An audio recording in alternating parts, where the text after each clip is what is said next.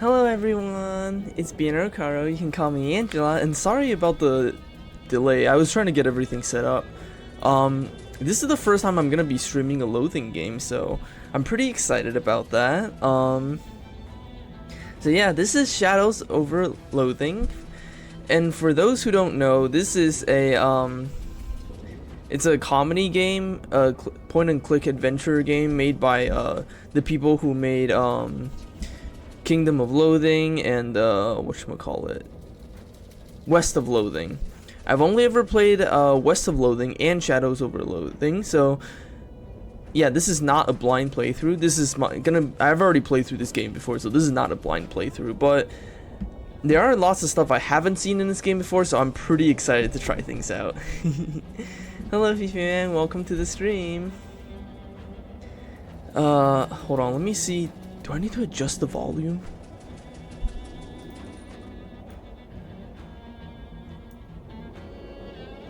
I wonder if the volume is good like that. Hello Gator, welcome to the stream. Maybe that? It's a little hard to tell on OBS. This is probably an appropriate volume though. Yeah. Hello Manager Bunny, thank you for the short imposter redeem.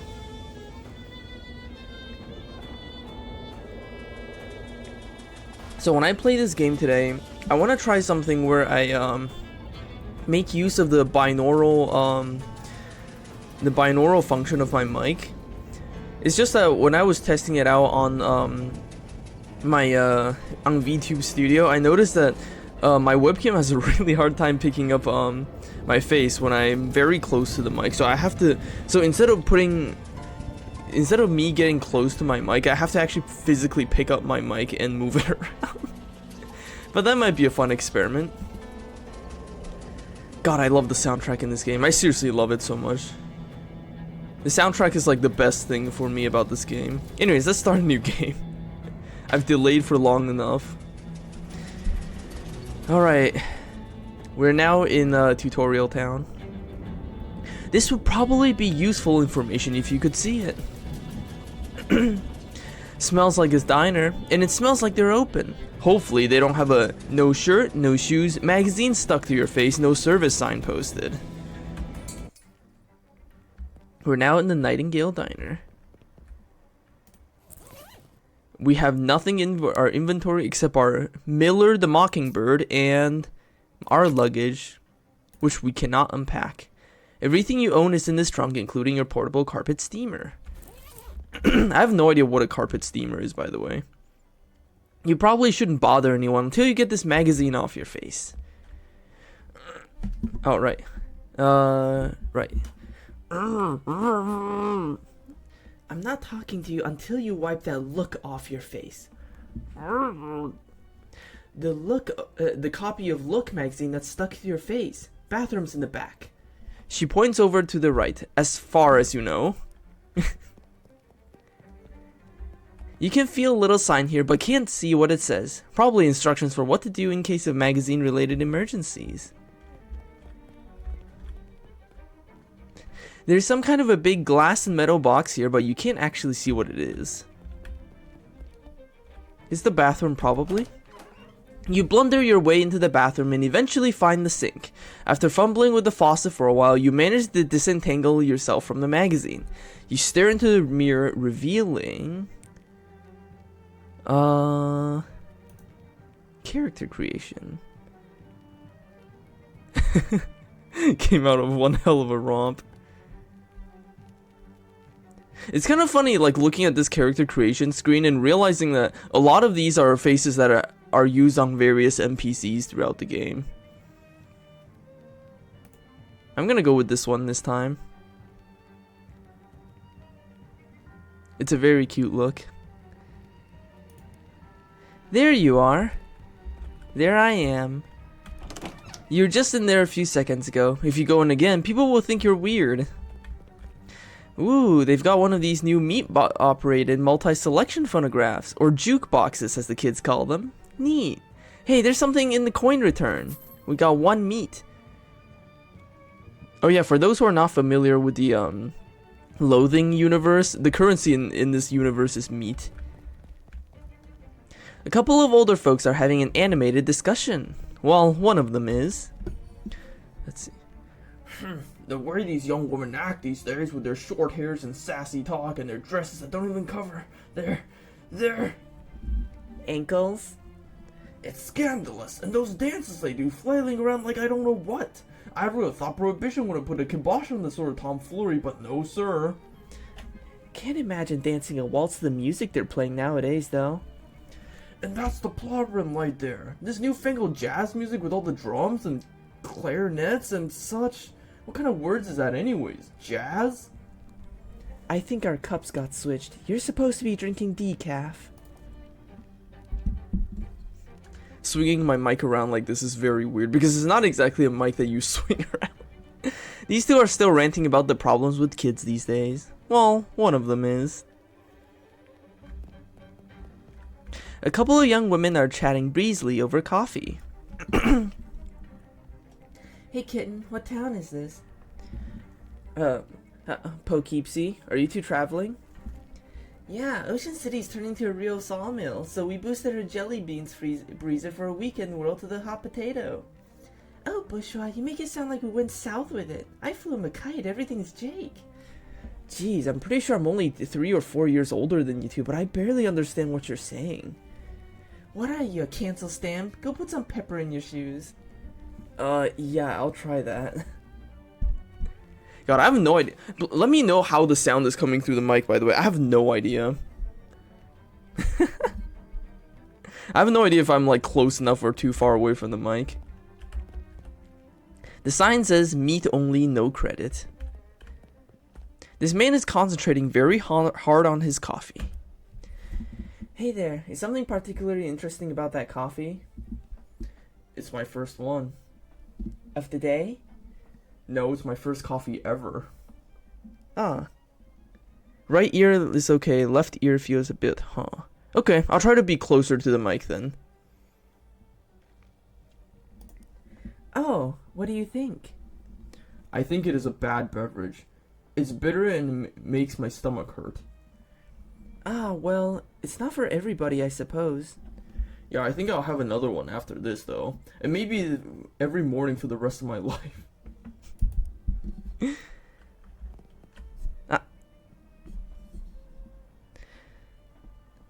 Well, now, that looks much better. I'm Ethel. Let's see. Okay, so I'm gonna choose one of these default names because if I choose my own name, I'm just gonna name the character after a VTuber. That's what I did in West of Loathing. I named all of my characters after VTubers, and the thing is, when I'm streaming as a VTuber, that's kind of weird to do, so I'm gonna just choose one of the default names so I can resist naming my character after a VTuber again. Anyways, I'm Lydia. Hi, I'm Lydia. Lydia who?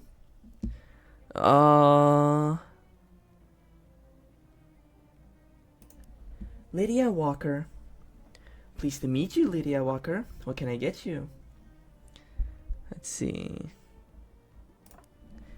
Can I get a cup of coffee? You sure can. Best cup of coffee in the state if I say so myself. That would be 1 meat. Great. To go, please. Ethel pours you a steaming hot cup of fresh black Java. Nice. A paper cup full of fresh black coffee. It smells better than any coffee you've had on this trip. That's so true. Anything else, hon? Does the bus to Ocean City pick up here? Sure does. Should be here any minute. Good thing too. I hear we're in for the rain tonight. What takes you to Ocean City? My uncle lives there. I got a letter from him. He wants me to help him with something. That's a reason, hon, but it's somebody else's reason. What's your reason? Ethel locks eyes with you. I'm searching for something. I see. Do you know what it is you're looking for? Something dark. We got the perk Haunted. A darkness haunts you and you can't rest until you learn its name. Don't worry, It'll find you soon. What do you mean by that? There's something in my dreams, a kind of darkness, but it's moving. I have to find out what it is. Some of the color drains from Ethel's cheeks. I'm gonna smile and leave. This case contains 3 pies, which is exactly 3 pies more than you can afford. So in case the secret name of God. Yeah, basically. If you're wondering why I went with this perk, it's because I want to do something very specific with this run. I want to go with the shadow run, where you maximize your shadow count. And that's not gonna make any sense that's not gonna make any sense for now, for those who don't know about this game. But there's a mechanic in this game that counts your shadow. Some petty vandal has scratched the name Dan Bob into the surface of this table. It feels like I'm speaking through a memory. It's probably because of the pop filter I have covering this thing.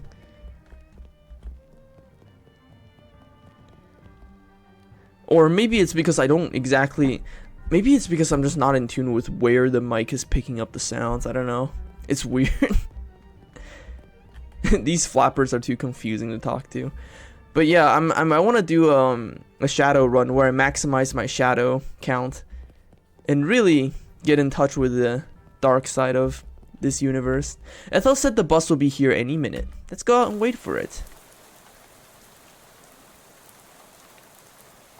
Yeah, when I'm speaking normally, I'm facing the mic up front, but when I'm talking on the sides, I'm lifting up my mic and holding it to the sides of my face. You pull out the letter you got from Uncle Murray and read it again. Murray Morris, Company Murray's Antiques, 111 Plunkett Street, Ocean City. Dear Lydia, I hope this letter finds you well, and I hope it finds you quickly. Something quite serious has happened, and I need the help of your adventuresome spirit. Come to my shop in Ocean City as soon as you're able, please. Your Uncle Murray.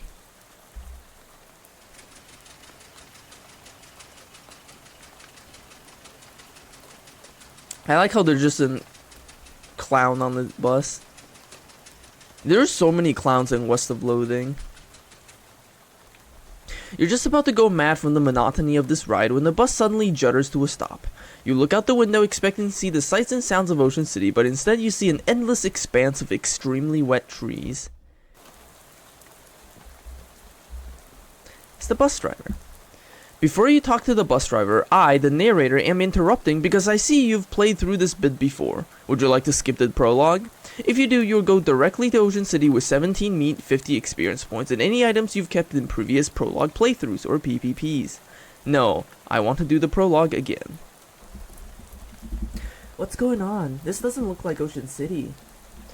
Nope, sorry about this, but we're out of gas. Ah, jeez, you didn't fill up before we left? I filled up the bus, but this trip takes exactly 1 full tank of gas. He hands you the empty gas can, plus 1 additional tank. It's a crude device, but it beats keeping your gas loose on the ground. Swell, why do I have to go get it? Well, I'd go myself, except for 2 reasons. Those being?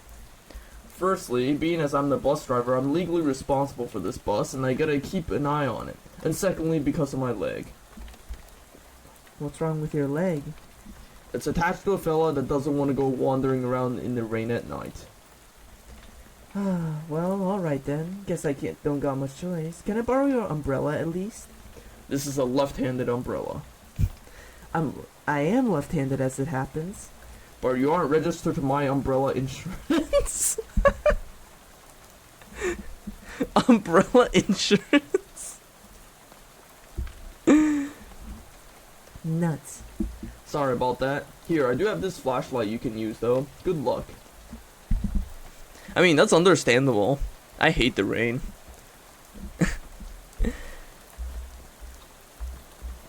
You wouldn't make a dog walk 6 miles in this rain, no matter how badly it wanted to. It's like, I try to use an umbrella when it rains here, but it's like, I don't know, it feels like it always rains at an angle just enough to make my shoes and the bottom of my pants wet. even if I have an umbrella. What this bus lacks in comfort, it makes up for in unreliability. Drink red cola, protect your family. An old billboard from before the war. This gas pump is empty. This gas pump is full of water instead of gas. There's a little gas left in this pump, but there's no hose on it. Seems like it's just yesterday that gas only cost 6 and 15/64 meat a gallon. Ah, those were the days. So, a completely random fun fact, but you know how in English when we read fractions, we read the top number first and then the bottom number next? Like, for example, 1/2, or like 1/3, or 1/4, or 2/4. In Japanese and Chinese, it's the other way around. You read the bottom number first, and then you read the top number. Like 1/3 or 1/1. Because what you're literally saying is, what you're really saying is like, okay, when I translate it into English, it just goes back to the English order, but that's just how the English language works. It literally means 3 parts, of which there's 1, essentially. So the order in Chinese and Japanese is flipped from English. Anyways, this station seems to have run out of service.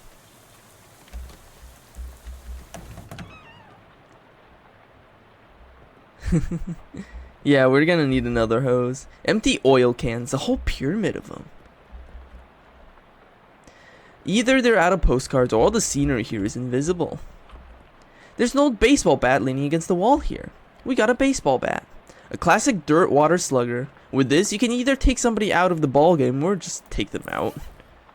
Can we drink the coffee? No, I'm not gonna drink the coffee. Empty gas can. It's a crude device, but it beats keeping your... Alright, we already read that. Can we open our luggage? You shouldn't unpack your bag in a dirty station. It's weird that the cash register is pointed towards the front of the store. It's mostly empty, but you find some loose change. There's one object left on the snack shelf. We got cheese loaf. Ew, nobody in their right mind would consider this vile substance a snack. A box of cheese loaf brand pasteurized spreadable cheese food product. Modern technology has done some extremely revolting things. The sign says employees only. Are you an employee? Yes. Really? You never mentioned working at a gas station. Yes, really. Well, okay, if you say so.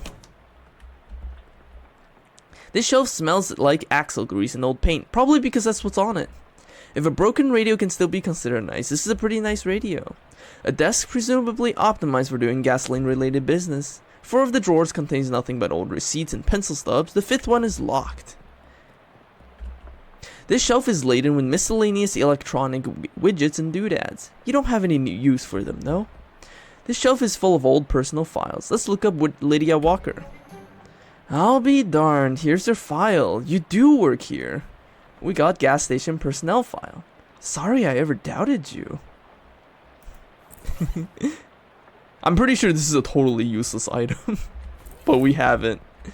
Each object you examine on this shelf is dirtier and more boring than the one you looked at before.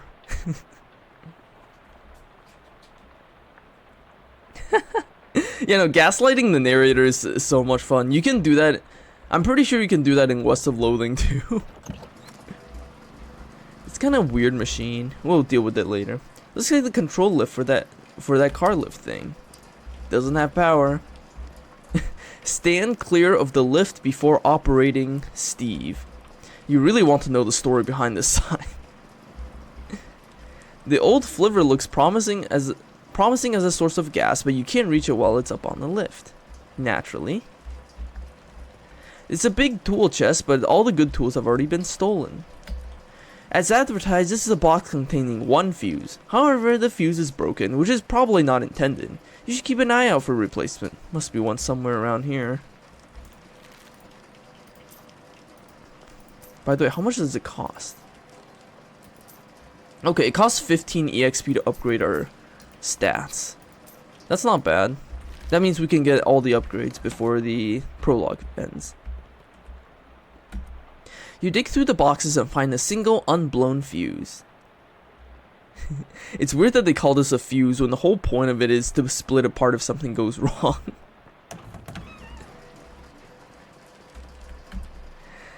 Alright. We have replaced the fuse. Can we get crushed? You should stand clear of the lift too, Lydia. Never mind. The narrator is very clear about not letting us get crushed. The car is missing its gas tank, but there is a big glass of gasoline in the cup holder. We got a 1/3 can of gas.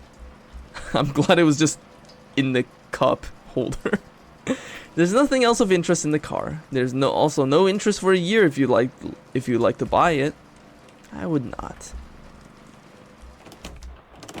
Oh, what the?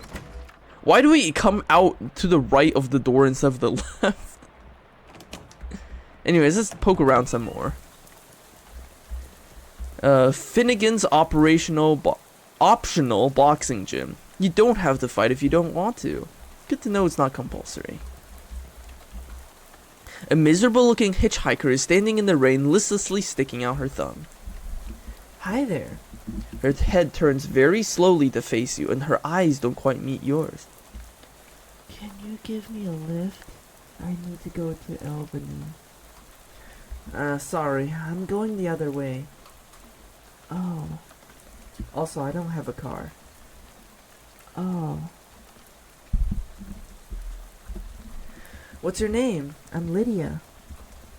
Lydia. Nice to meet you, Lydia. Although I admit the circumstances aren't great. I just realized we have the same name.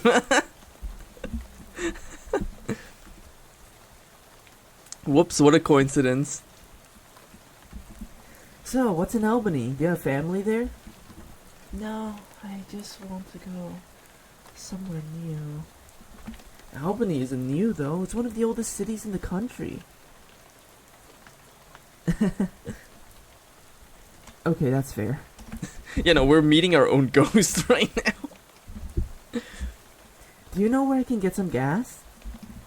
Gas? The bus I was on ran out, and the driver sent me to find some more. Bus? Yeah, I'm trying to get to Ocean City. I've never been there. Well, okay then. How about this rain, huh? Lydia looks very slightly surprised and glances around slowly. Oh, it's raining. Yeah, sure is. What a night to be stuck out on the road, right? I hadn't noticed. I get the feeling you weren't much of a noticer. Well, anyway, see any good movies lately? I saw Dr. Jekyll and Mr. Hyde at the Nickelodeon. Oh, that's a classic. What did you think? It was very scary. I liked it. I prefer comedies myself. Have you seen the new Buster Keaton one, The Cameraman? I don't know who that is. Oh, he's great. You have to see Sherlock Jr. That's my favorite. Honestly, though, this Lydia lady is very relatable. I too haven't seen anything and don't know anything about the world. Really terrific. Read any good books lately? I read The Invisible Man. It was really good. Oh yeah, H.G. Wells is great. Have you read his new one? The War in the Air? I didn't care for it. The one I'm thinking of is Mr. Something on Something Island. I forget the name, but it was real terrible. His early works are the best. Like The Time Machine. Yeah, I love that one. I'm glad we were able to find something we can connect on, Lydia. So,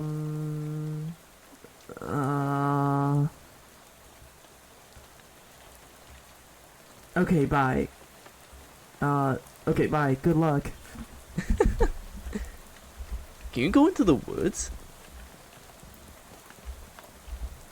Can you can you go into the woods?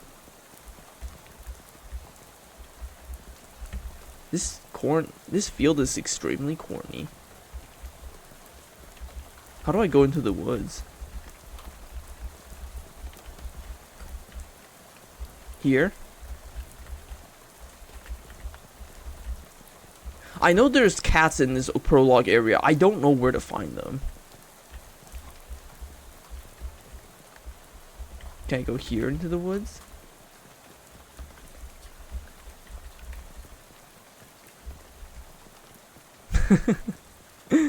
Damn. You're just being fussy. I know there's cats in the prologue, by the way. I don't know where to find them. Oh. Hi. There's a weird plaque where Lydia was standing. Historic site. At this exact spot on the 13th of October 1908, the state's first mass-produced automobile, a Ford Model T purchased by Hiram O'Crewlands, accidentally struck and killed the state's first hitchhiker, Lydia Barnsley. So apparently the woman you talked to just a few minutes ago has been dead for exactly 20 years. Good, swell. Everything about this trip is great, and you aren't regretting this trip before you even arrived. We share a name. That's not ominous at all. That was also a total accident. This turtle is stuck on his back. Why aren't you helping it? I am helping it. There you go, buddy. Bye. Enjoy Blue Cola, the honorable choice.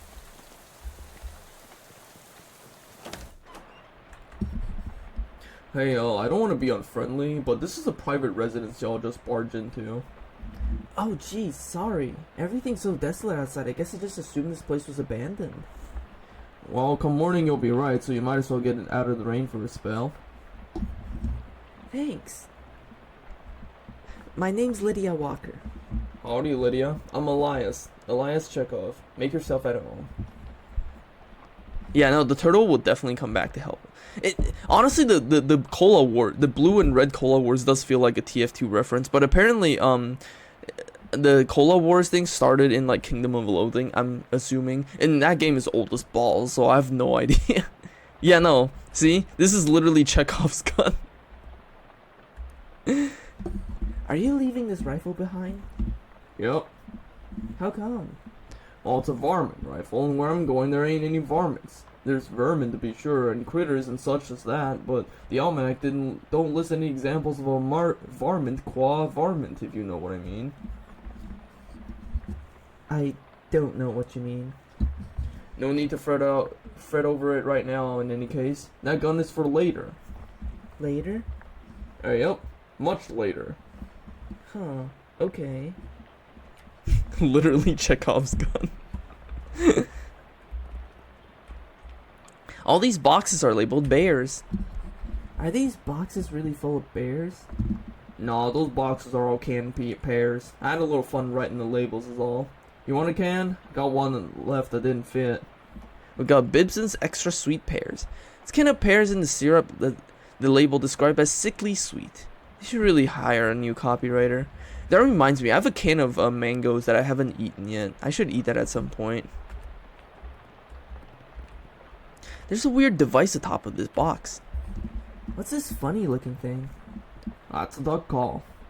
What's it for? It's for calling ducks. Oh, fun. Used to be. Don't work anymore and kind of being haunted. Haunted? Yeah, well, not haunted exactly. A bunch of spiders got in there. And now it sounds all scary when you blow it.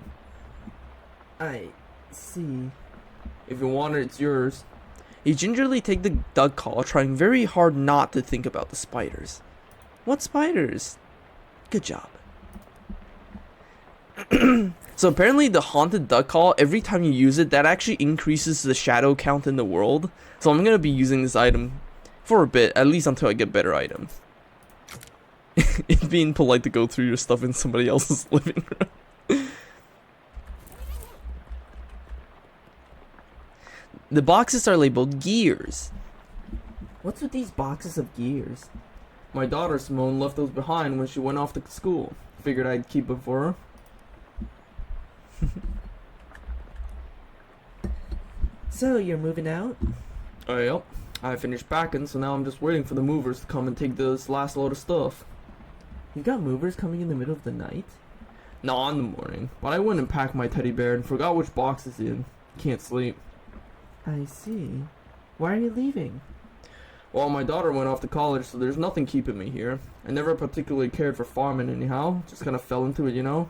So I'd reckon I'd take the opportunity to retire and travel a bit, see what kind of trouble I can get up to. Nice. So what's your story? What are you doing out here on a night like this? I got a letter from my Uncle Miri. It sounded urgent, so I hopped the bus to Ocean City. I ain't sure how to tell you this, but you got a ways to go yet. Yeah, the bus ran out of gas, so the driver sent me to scavenge for some more. I gotcha. Well, I think there's an old gas can out in the barn out back. You're welcome to it. Thanks. I gotta warn you though, you have to fight my daughter for it. What? Well, technically I should say my daughter's monster. What? It's a thing my daughter Simone built. What?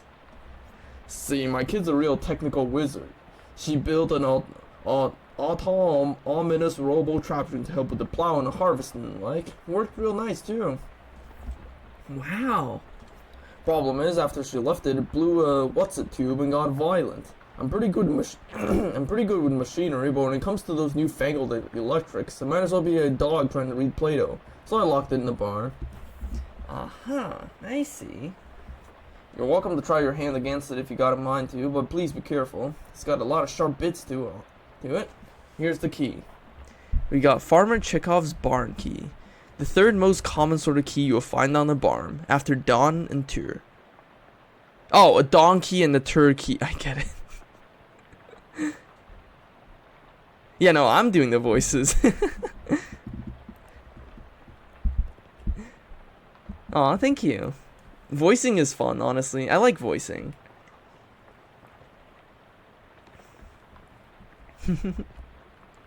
The boxes are labeled tears. Wait, are these boxes of tears or tears? Don't be ridiculous. You can't put neither of them in a box. That don't make any kind of sense. I gotta get good with my voices, you know. I actually like voice acting things. I also really like singing too. I sing a lot at the karaoke. It's also a good way for me to practice different kind of voices. Elias is looking around and mumbling to himself as he checks off his mental to-do list. A Kitchens Inc. brand kitchen sink. A collection of stains make its home on the range. Shares. What's in here? Stocks? Scissors. Get it? Shears. This is a very large box, considering that most people own either 0 or 1 class ring. Shears. Is this box really full of class rings? Yep, about 140 of them. Did you go to college 140 times? Nah, of course not. I just collect them, that's all. Why? Well, they're rare, but not very rare. They're on different interesting ways, and they're shiny. There's the collecting trifecta. This door is locked with some kind of elaborate electric lock. What's at this door? Oh, that's Simone's room. Hopefully she ain't left anything important in there, because I plumb forgot how to work that crazy lock she invented. The door leads to the bathroom. Can I use your bathroom? Sure. How'd you know that door was the bathroom, though? I've always had a knack for knowing which doors lead to the bathrooms is all. Well, good for you, I guess. A vicious clawfoot bathtub. You can see your face in Elias's mirror, just like your own mirror back home. Wow. Hi, Lydia. Oh yeah, this is how we can switch our expressions. Like, if we make a face, it'll stick. And that's the fun part. I'm gonna go with this face. Actually, no, that looks so weird. What face do I want to make?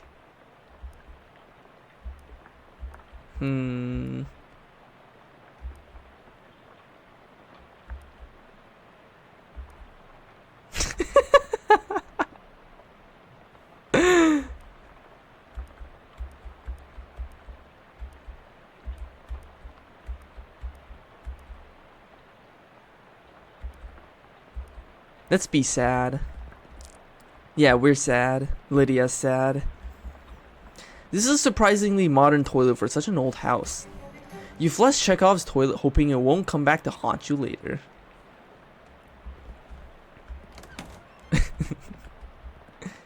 This door looks like it hasn't been used in a while. Where does this door lead, I ask you? Spare bedroom. Ain't been used in forever. I don't even bother opening doors since that dust devil got in there. Feel free to help yourself, though I doubt you'll find much of use. A dust devil? Yeah, those critters are real nuisance around here.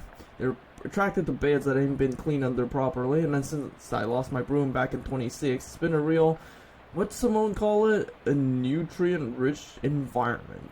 Ornery little beast, real territorial.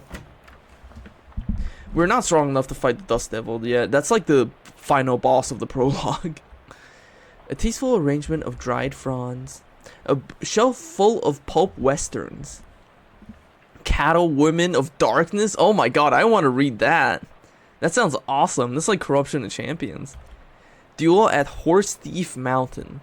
The Showdown at Six Gun Mountain. Betrayal at Six Gun Arroyo. Hey, this one looks like it's worth a read. The Handgun's Tale.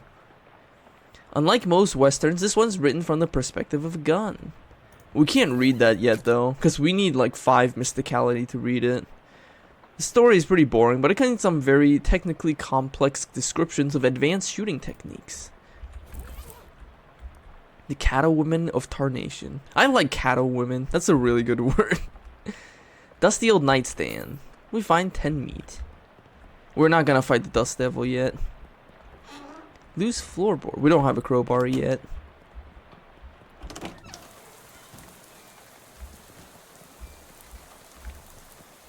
You'd have to be impenetrably dense to wander into these woods. Cattlewoman of Tarnation, right? It's such a good title.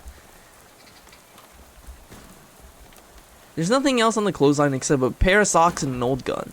You take the gun and leave the socks. They don't look safe. We got a rusty pistol. Erotic cow novels must be really strange. Oh yeah, no, that's true. Cows got completely annihilated in this universe because of the events in West of Loathing. Hold on, I'm pretty sure there's a cat around here somewhere, and I don't know where it is. Where do I find the cats? I know there's cats in the prologue, but I don't know where they are. Anyways, that scarecrow is a bit more intimidating than usual. The crows around here must be real aggressive. Let's kill the shit out of it. Let's see. Oh my god, that thing does 5 damage. And we only hit it for 1 damage. I'm gonna debuff this thing. Pew. Ow. I do literally 1 damage to it. Rock. Bat. Oh, okay, I can kill it this turn. Normal loathing. Oh yeah, no, cows being annihilated is part of normal loathing lore. It literally is. Now it's just a regular scarecrow with a gun. This thing's crow menacing days are over. It's an old tractor. There's an old rag shoved in where the gas cap should be. You pull out the rag and sniff the tank. Smells like there's a little gas left in there. You dip the rag in the gas tank, soak up all the gas, and then wring it out into your can. That tractor is the most interesting thing in this part of the country. I know there's cats around here. Where do I find them?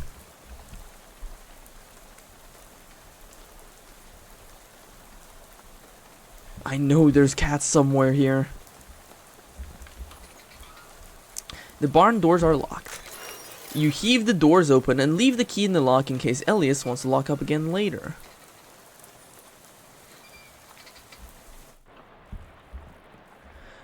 You have a recurring nightmare about searching for something in one of these. It's a shame we can't search the haystacks. This is a nice barrel, but it'd be nicer if it had anything in it. Based on the arrangement of the objects around here, you conclude that this is a machine for turning hay bales into loose hay. A baleful pile of hay. We'll come back to that thing in a second. It's just a painting of a bunch of tools. This must be where the farmer's daughter's fishing rod. We got an old fishing rod. Funny that the fishing rod does the same amount of damage as the baseball bat. A watering trough for some long gone livestock. Let's test our fishing rod. You didn't catch anything, but it was good practice. We're gonna be doing a lot of fishing this game. Alright, you're not gonna get past that thing without destroying it. Let's destroy it. Hello, Simone's monster. We're gonna hit you with a rock. Thankfully, this thing is very weak. Simone's monster is now just a pile of parts on the floor. You went through a lot to gain access to this can. Victory's sweet, but it's probably the lead that makes it sweeter. Got a full gas tank. But we're not done yet. There's an achievement I want to get, and I'm not gonna get it until I get a lot more gas than this.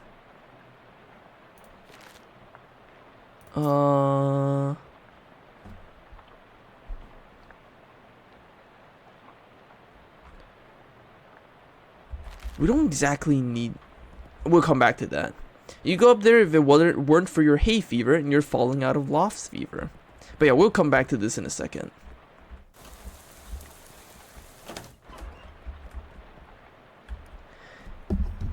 Hey, Elias. What can I do for you?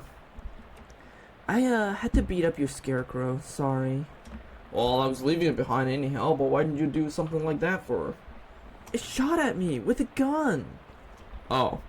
All right. Yeah, that's perfectly reasonable then.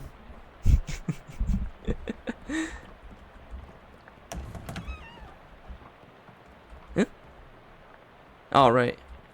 We can fish in a toilet. You managed to retrieve an old pair of fishing shorts out of Chekhov's toilet. I forgot that we can fish in toilets. We got an old fishing shorts. These pants are soaked with brackish water and the pockets are full of loose minnows. But it gives us 1 armor. The grossest shorts we can put on. Okay.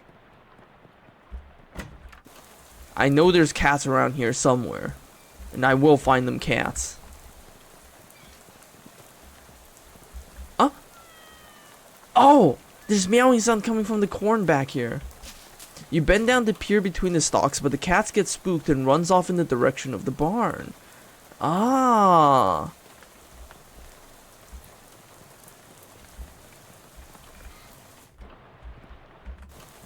We'll keep searching for the cat later. Apparently, if you manage to find all the locations of the cat in the prologue, you'll get to unlock a cool dream cat later. And I want to see the dream cat because I've never seen the dream cat. Looks like they drove this boxcar out here and then took the track away. Boy, someone must have hated this boxcar. Topeka. You've heard a lot of nice things about Topeka, but not 1,200 miles worth of nice things. In West of Loathing, you started in Topeka. You leave Topeka, but like, you started there. An open fire in an enclosed space. Classic. There's a partially full can of gas nestled in the piles of garbage. You pour your gas into your own can, then hide the empty can behind some of the garbage. You got 133% full gas can. Hell yeah. There's something shiny in this pile. It's an old class ring. Nice. This door is extremely heavy.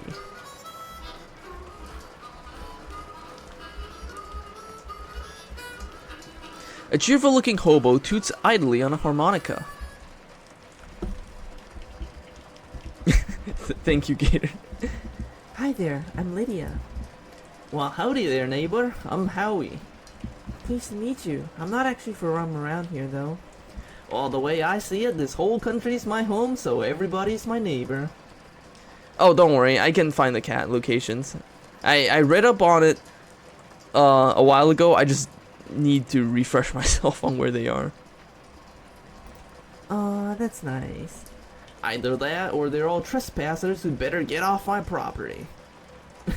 I'm just joshing your friend. Here for some jerky? What kind? Clam. It's a local delicacy. Oh. Sure, I'll have some jerky. There you are. Can't abide this stuff myself, like eating a dried slug, but saltier. Come to think of it, that's exactly what it is. You're really selling me on this local delicacy. If you ask me, the locals are a little bit weird. Ah, okay, I need the fishing shorts, okay. It's always nice to get a gift from a kindly stranger, but it's especially nice when the gift is dried flesh. Okay. Where are you from? Originally, I'm from Hawaii, but I got bored of the gorgeous tropical beaches and decided to hit the rails. You rode the rails from Hawaii? Yep. Real challenging trip for a first-time hobo, but I made it through alright. You ever think about going back? They only got one track there, so this is a one-way trip. I might head back for a visit once they build a second one, though. It would be awesome to ride a train under the sea, are you kidding me? Do you live here? Not permanent like, but I've been camped out here a few days. All alone? Well, it used to be a bit livelier, but the bosses and the railroad bull to scare everybody off. Railroad bull? You mean like a cop? Yeah, you could say that. I think he's still prowling around out back if you care to test your mettle. I don't advise it though. Is he packing heat? No, he's unarmed, but one of your arms might take a pretty good club once it gets it off you. Any plans for the future?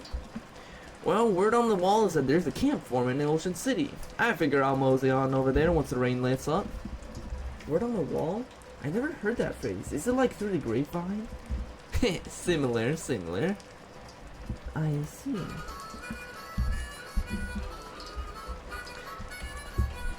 Is this knapsack your only luggage? Oh, that ain't mine. That's been there since before I arrived myself. Nobody's been able to work out how to open the damn thing. If you can figure out a trick, you're welcome to it.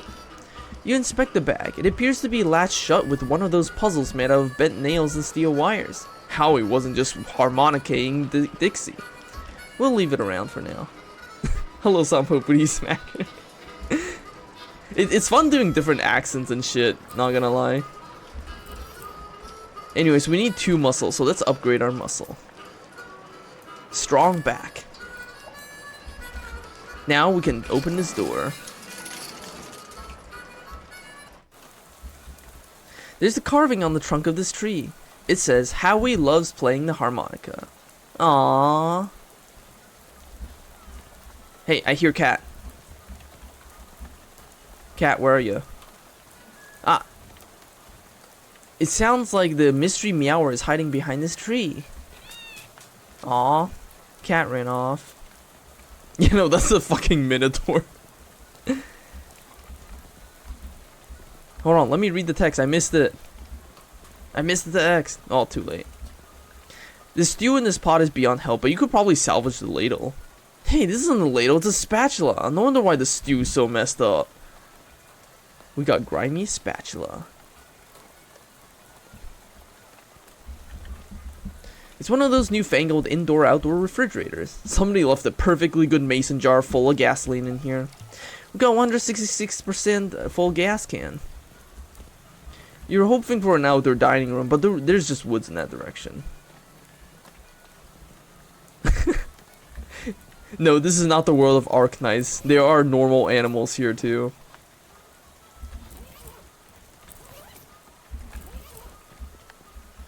Uh-oh, it's that railroad bull. How we told you about. Although railroad minotaur would probably be more accurate. Oh, trespasser! Man, this thing's weak as shit. We can kill the fuck out of things so easily.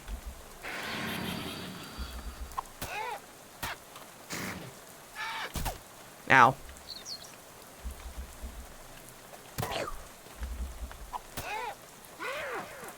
That was fast. You beat the Minotaur. Miller the Mockingbird grows stronger. Of 1911 Ford milk crate for wheels. That model never really seemed to take off. Oh well. It has a gas can on it. You add the gas can to your can because you can.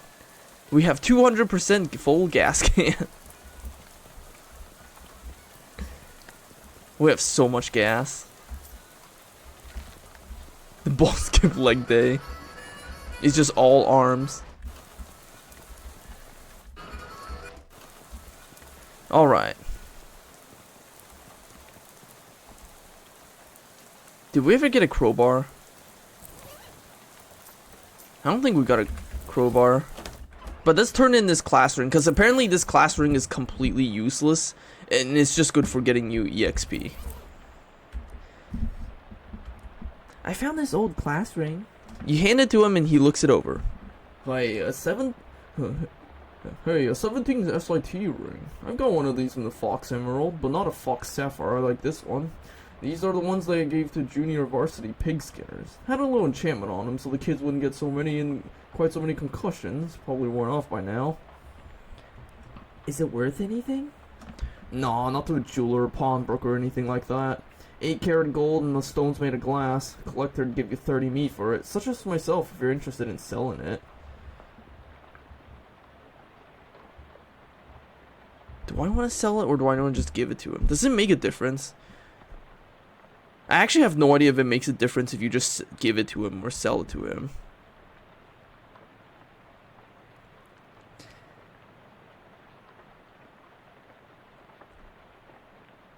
Oh god, does it make a difference?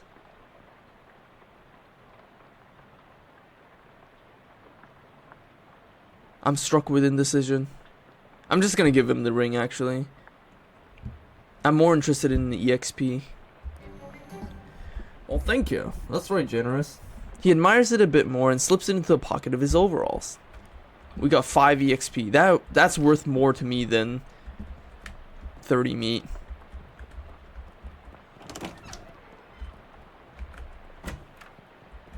Did we ever get... I don't think we got a crowbar. I think I missed a crowbar.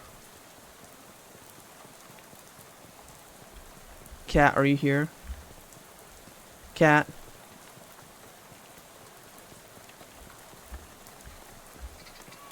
Ah! The cat is hiding in the corn next to the barn now. The cat sniffs your hand for a second, but suddenly gets spooked again and runs off towards the east.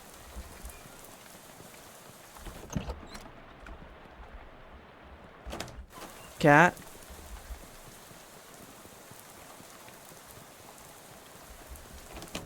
Oh, cat! It's that cat! It's calmer now. Oh, we pet the cat. Bye, kitty. We did it! We pet the cat! Yay! There's one last cat?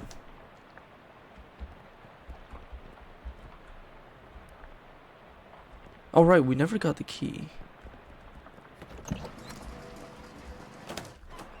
Is there anything else I need 2 muscle for? Right, the barn. I need to go to the barn. It's near the barn. Didn't I just pet the barn cat? I think I already pet the barn cat. Oh, I need 3 muscle for this cabinet. Did I miss the fucking crowbar? But yeah, I pet the cat in next to the barn, and I pet the cat in the filling station. So I think that's all. Did I miss the crowbar? I know there's a crowbar somewhere here. Howie, you know where I can get a crowbar?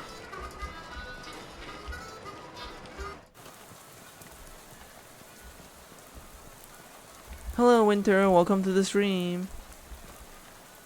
In the corn to the left of the barn? Are you talking about the cat with the crowbar? Because I already pet the cat there.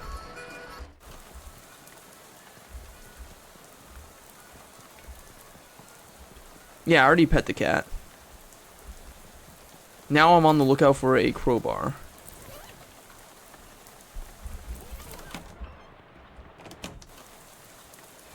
Yeah, no, I got the cat on both that side and this side, so... I also got the cat in the filling station, so I think I finished the Dream Cat quest.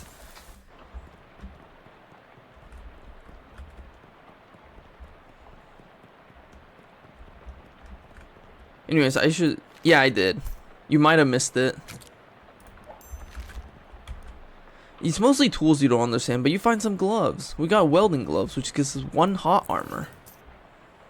Nice. We need 3 muscle to open this thing, so let's eat our clam jerky. You gnaw on the jerky until the gnawing's done. We're now slightly clammy. Your body is now approximately 1% clam on account of the small amount of clam you just put in it. Hell yeah. It's full of little glass bottle labeled Harlan's Tussets Medical Gasoline for horses weak of limb and character. You uncork all the bottles and pour them into your gas can. Sorry, future sick horses. We now have 233% full gas can. Heh.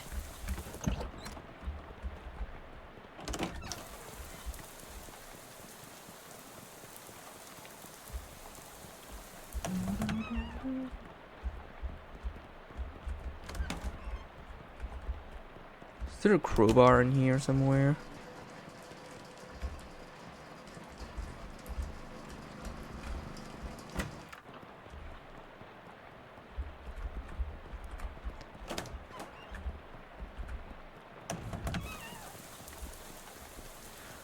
Well, since we got all the things that require muscle,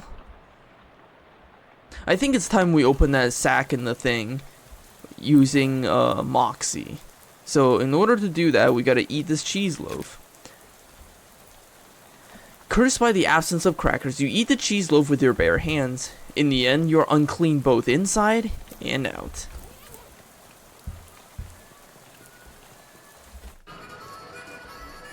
It's a knapsack that Howie couldn't get open. There isn't a puzzle you can't solve. Except for maybe a puzzle harder than this one. Unfortunately, the bag is pretty much just full of trash. You did find a small key at the bottom, though. Got a small silver key. Oh, the crowbar's in this thing. This is not the indicated use of those gloves, you know. We got a crowbar. There's the crowbar. I've been looking for that.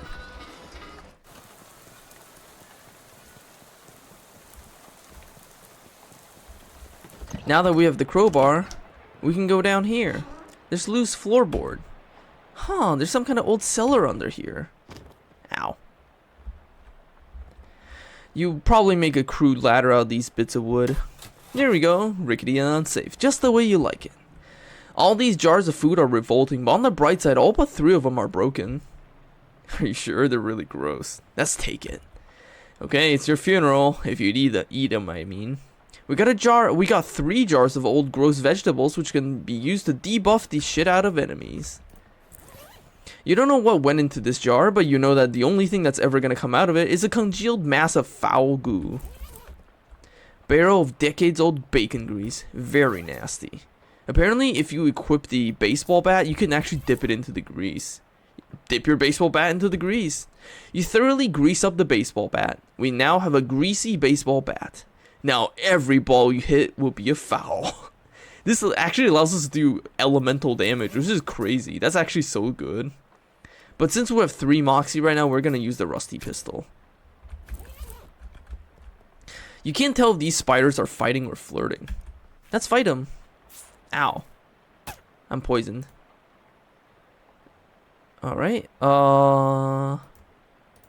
We can kill this spider this turn. So, rock and gun. Pew.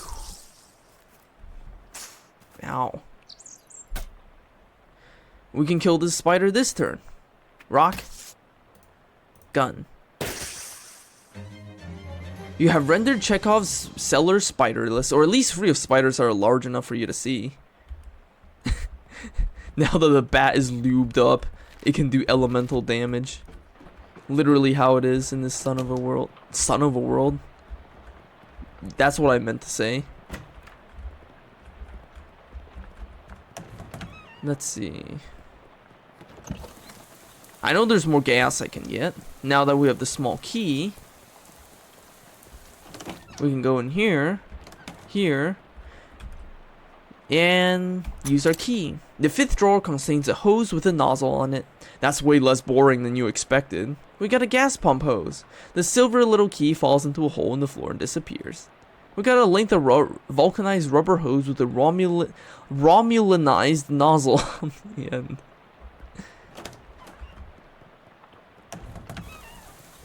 Now we can siphon the gas here. Just a little bit of gas. There we go. Let's pump some gas. Glug, glug, glug. We got 266% full gas can. Funny Star Trek for... This pump is full of water instead of gas. Can I fish in it? Oh, was that a Star Trek reference? You should have known that there weren't any fish in there. But you can see the whole thing here. We have... Oh, I didn't know that was a Star Trek reference. Oh, wait, hold on. We need to... Oh, Vulcan... Oh... I only ever watched Deep Space Nine, so I wouldn't know. Huh, this turtle seems to be heading to Ocean City, too. At this rate, it might beat you there. Let's get the turtle. Of course I'm gonna name him the turtle. I can't deny the turtle. We got the turtle. The turtle is very good, by the way, because he's a healer. And we're gonna need that. You only ever saw Stargate? I never saw Stargate. I know it's one of the big stars, though. Anyways, we got a Dust Devil to beat up. I feel like we don't have enough EXP. Am I missing EXP somewhere? Oh, let's fight this thing. Ah! Ow. How much HP do I have? I have 6 HP. And I'm about to lose 4. Debuff. And then rock. Gun. Ow. Ow. Rock. Oh yeah, I saw that Tumblr post about the Death Star and Borg thing too. It's a good post. Gun. Yay. You really gave that devil its due. We killed that Dust Devil. No more Dust Devil. Ah, we don't have enough EXP to get Quick Wit. I gotta get EXP somewhere else. I need one more source of EXP. Yeah, we got down the Dust Devil. Hey, Chekhov, you got EXP for me? I took care of that Dust Devil in your bedroom. Did you now? Well, thank you kindly. Of course, it's a bit late for my purposes, but I imagine the next occupants would be grateful. But the thing didn't rough you up too bad. Nah, it was a snap.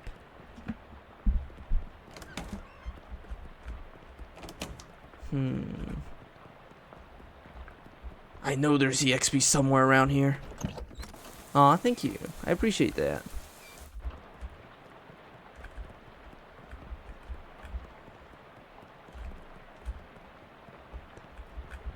I know there's EXP around here somewhere. I need 5 more.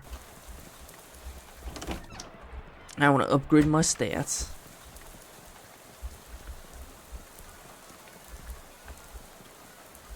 Hey, Howie, you got EXP for me? Howdy, Howie. Howdy, Lydia. What can I do you for? Well, I dealt with that railroad bull for you. You did? Well now, that's a real service to the hobo community. I ain't got anything left to offer you as a reward, but I surely won't forget this. No problem, Howie. Howie, you know where I can get some EXP?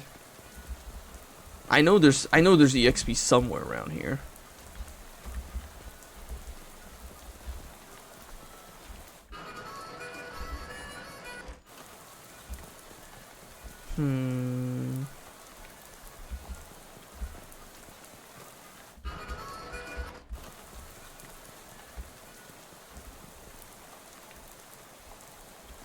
Did I miss something?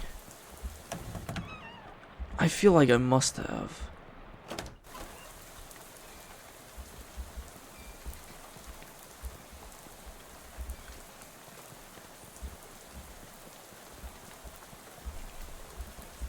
How much, hold on, how much gas do I have?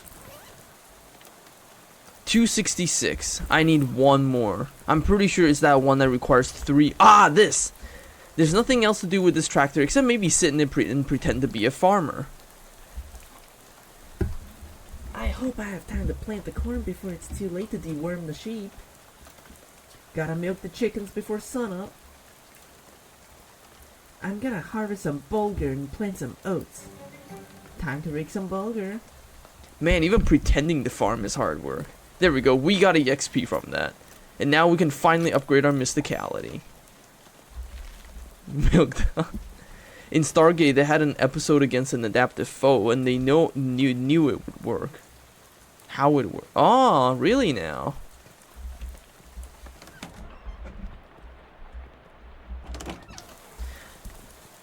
Alright, now that we have 2 mysticality, we can eat the beans. Where's the beans? The extra sweet pears, rather. You open the can using the can opener, and you keep hidden in your socks in case of a can-related emergency, and eat the sugary pears. We got extra canny. Now we have 3 mysticality. Huh, that's interesting though. It was against the advance. I guess it is like a sci-fi thing to go up against foes like that, huh? Some kind of weird machine. There's an engraved plate on the side of it that says Helco Portable Gasoline Generator. Aha, it's a machine for generating portable gasoline. You extracted today's crop of gasoline from the miraculous machine. We now have 300% full gas a can. Oh, basically nanite metal bugs. Hold on, I'm gonna check Steam real quick. I got the achievement, right? Please tell me I got the achievement.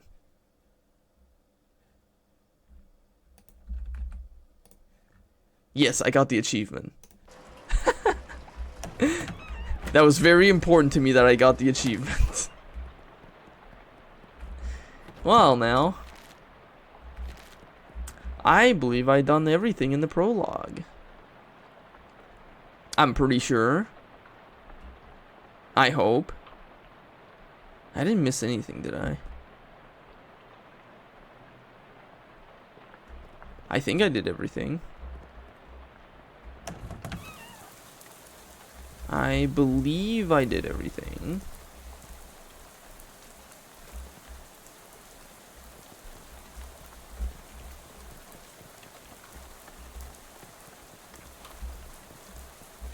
Hey, you want some gas? Hey there, friend. Any luck with the gas?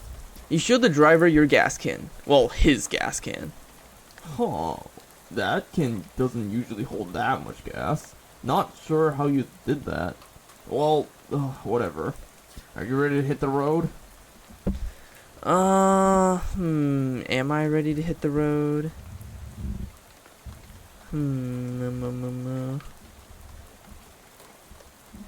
I think I'm ready. I think I got everything. Hold on. Not quite. I'll be with you in just a second. So you're no stone's lone turn good type, huh? I respect that. Just let me know when you're ready. No rush. I'll be right here waiting in the pouring rain.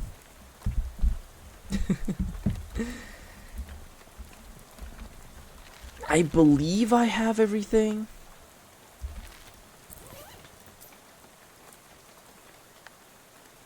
Let's equip the grimy spatula since we have the highest nanite right now. If you open this in the rain, all your stuff will get wet. I don't think I'm missing anything. I hope I'm not missing anything. Nah, fuck it, let's go. We even have our greasy baseball bat. Alright, buddy, let's go. He takes the can and empties into the bus's tank. With that, we're on our way. All aboard. You climb back on the bus and return to your seat, and soon you're dozing off to the sound of rain splattering the window beside you. Unfortunately, it's barely an approximation of sleep, the sort of sleep that you slip into so gradually that you don't even know you're asleep until something wakes you up. Plunkett Street. And you realize that your meandering thoughts of the past few minutes have been utterly strange, shadowy tendrils of whispering ideas. Hey kid, this is your stop, right? That are now totally forgotten. What? All ashore would. That's what's going ashore. Thanks for traveling, Willis Busco. Yeah, no, I wish Ghost Lydia was a companion too. Ghost Lydia is actually pretty cool. I feel like she'd be cool to hang out with. It's a bus stop. Sail, sail, sail, going out of business. Going seems inaccurate. Probably nothing you want in here anyways. This hobo seems wholly unperturbed by the rain. Nice weather we're having. He smiles and then looks up and lets the rain splash on his face for a while. Suits me just fine, I guess. A wise man once said, the rain falls on poor men and rich men alike. Was that before umbrellas were invented, or? My name's Gus, by the way. Hi, I'm Lydia. Pleased to meet you, Lydia. Say, you wouldn't have a couple of meat to spare, would ya? You flip Gus some meat and he beams. Thank you very much, Lydia. Old Gus won't forget your kindness, you bet. Take it easy, Gus. Gus smiles at you and continues to enjoy getting rained on. There's nothing in that direction except the road you arrived on, and walking all the way back now isn't a good use of your time. Cola Wars Surplus. The army surplus store is closed for the night. It's a trash can, full of trash. We find a discarded bottle of cologne. This bottle of cologne was inexpensive to begin with, and throwing it away didn't make it any more valuable. The note on the door says, please, for lease, please. I think this store sells broken glass and drafts. Huh, this building looks perfectly solid. Maybe it's the people renting it that were content. This trash's reach has extended beyond the can's grasp. Given the current conditions, dark and stormy, you probably shouldn't wander into any alleys. Some ne'er-doers have deliberately vandalized this streetlight. The Ocean City watchful eye. The door to the newspaper office is locked and the windows are boarded up. Looks like the print really is dead. You would have thought it had at least 7 or 8 more years, 8 decades left. Secure Burris Building and Loan. It's late, the bank's closed. You can't see anything interesting within walking distance in that direction. Anyways, let's finally enter our base of operation, Murray's Antiques. The bell over the door jangles as you walk into Murray's Antiques. The young woman at the counter looks up as you enter. Oh, hi. You must be Lydia. We don't get many customers at this time of night, or really at all. That's me. You were expecting me? Yeah, Murray didn't say much about you, but he gave me that letter to mail. My name's Jessica. Oh, jeez, you're soaking wet. Come on in and I'll get you a towel. You walk over to the counter, trying not to drip on any vintage bric-a-bracs, as Jessica grabs a threadbare bath towel from the shelf and pulls the tag off before tossing it to you. Thanks. Is Uncle Murray here? His letter wasn't very specific. He isn't. You said that in kind of an ominous way. Where is he? Jessica sighs. Wish I knew. He had a line on another artifact and said it was going to be a tough one. I told him he should get some backup, but he wasn't willing to wait. He just wrote that letter and told me to mail it if he didn't come back. Is there something I'm missing here? This is an antique shop, right? Your mate trying to talk great Aunt Ruthie into selling her mother's Chesterfield sound like a deadly spy mission. Yeah, this is gonna take some explaining. Well, I'm definitely intrigued now. Explain away. We don't have a lot of time just now, but follow me and I'll give you a quick sketch. Okay. Jessica leads you into a back room furnished with some desks and some strange-looking machinery. Welcome to our back office, the hub of our little operation. I'm guessing by operation you're talking about something other than antiques? Well, yes and no. See, a few years ago, Murray found out that there's a bunch of antiques circulating that are, well, hinky would be a real understatement. Hinky? Murray called them tainted, dark magic. Real bad mojo, you know? Cursed. Oh yeah. We are haunted. Yeah, I know about that kind of thing. It's no joke. That's what our real job is here. The antique store is just...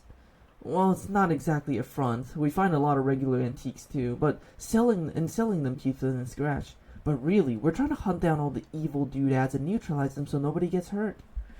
And Uncle Maurice went out to get one and never came back? That's the long and short of it, yep. What do you say, are you in? I don't like the sound of it, but he is family, so... Great. You hear the shop door opening, and after a moment, a goblin pokes her head into the office. Hello? Oh, hey, that's swell timing. Hey, Gabby. Marie's sister's kid showed up. Come and meet her. I like how you can choose your pronouns in this game. It's very thoughtful. Lydia's gonna be her, though. Hi, Gabby. Pleased to meet you. Hi, hello. The pleasure's all Gabby's. Gabby, would you be a dear and carry her luggage to Marie's room and grab some blankets and stuff out of the cupboard? She can sleep there till we find Marie. You've gotten it. Gabby picks up your suitcase and carries it through a door into the back of the room. Here's our base of operations. This desk is a mess. Whose desk is this? Marie's. I keep nagging at him to straighten it up before someone bumps into it and we have to call the National Guard to dig him out of the avalanche. With the curse-proof shovels and the squad of exorcists handy. Well, anyway, best not to mess with it. You're not sure what this clock is telling, but it sure ain't time. It's Jessica. Well, I'm gonna head in. Good night. Hang on a second, you can't go to sleep yet. I'm pretty sure I can. I bet I could do it right here while I'm still standing up. Well, I hate to spring this on you, but there's something we need you to do before the night's over. Wow, a mission already? You know those cursed artifacts I was talking about? Since info on them is so sketchy, we've been working on a machine that can detect them with radio waves. I call it the Detectatron 1000. We've just gotten it up and running since Murray left, and it turned out there's a tainted thing practically right on our doorstep. Huh, that doesn't sound good. Yeah, it's not great. I was gonna have Gabby go get it. That's why she came over tonight. But since you turned up out of the blue... Are you sure this can't wait until morning? I've been walking around all night in pouring rain, fetching gas for a bus driver. The thing's been there for who knows how long already. Surely one more night won't be the end of the world. I'm really sorry about this, but the end of the world might well be the sort of thing we're talking about.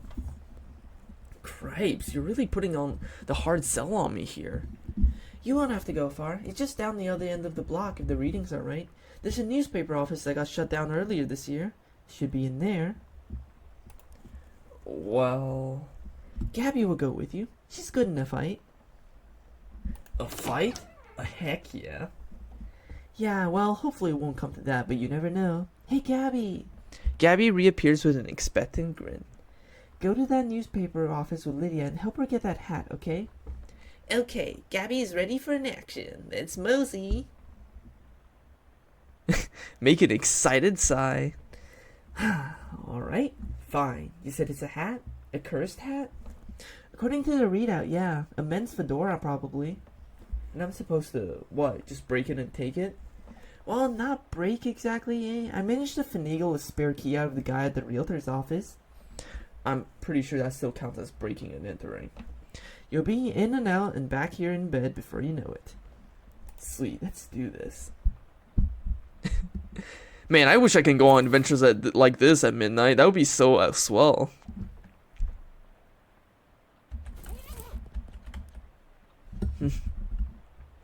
How's it going? Sorry, I forgot everything you told me. Wow, you really are tired, huh? Yeah, it's been a day. Well, according to the Detectatron 1000, the hat is just a couple hundred yards east of here. I'm pretty sure it's in that old newspaper office. Just head out the door and go right. My right or your right? She raises an eyebrow. Our right. We both have the same right. Just leave and walk to the right. It's just after the alley at the end of the block. I love Jessica. She's so funny. Gabby grins and gives you a thumbs up. Hi, Gabby. How's it going? All as keen as a peach. You're a real firecracker in a fist fight, huh, Gabby? Gabby likes fighting and dancing. The best two things. Gabby invented fight dancing once, but this world was so unready for it. Maybe 50 years later. How'd you get mixed up with Murray in the whole antique store deal, Gabby? Oh, it coincided. Gabby was just looking at old clothes and heard over Murray and Jessica talking about a mysterious thing to get. It had an adventurous smell. Then Murray said, "We're gonna need some muscle for this." And Gabby says, "Gabby has several muscles. Strong ones." And that was what it was. Gabby has been helping ever since. Jessica would be awesome as a companion. She is so funny. You know, Gabby, it's been a few years since I spent time in Ocean City, but I don't remember it being this run down. That is a true thing to say. It used to be much more clean and shiny. What happened? The economy's terrific everywhere else in the country. No ideas. Economics not in the house Gabby keeps my wheels in. Have you ever lived in Ocean City long, Gabby? Oh yes, all of Gabby's life is here. Gabby's great-great-great-grand Gabby came and popped some just some blocks over there, or two popping as they would say. Wow, so your family's been here for quite a while, huh? Yes, 14 years. City's haunted. No, there's nobody you need to call right now. There's nobody at this desk.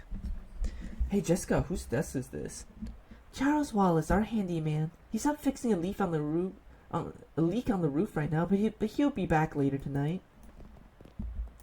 You don't have time to play games right now. The white cat is snoozing on an old towel. What's his cat's name? Calliope. Murray got her a couple of years ago. You give Calliope a good scritching, but she doesn't react at all. Why doesn't Calliope like me? She'll warm up eventually. Try giving her some sardines. She loves those. Do you have any sardines? Nope, we're all out. You can get some more tomorrow. They have them at Cola War surplus store next door. You wonder where this door leads. You open the door and there's just a brick wall behind it. Apparently it goes nowhere. Modern radio stands here in defiance of the concept of antiques. You cannot even hazard a guess as to what this contraption does. Anyways, let's go kick some ass. And by kick some ass, I mean go to the newspaper office.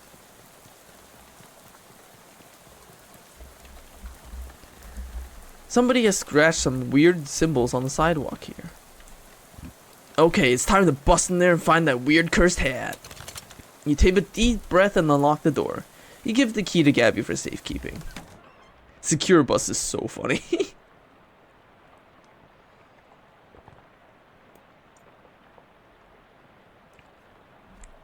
Alright.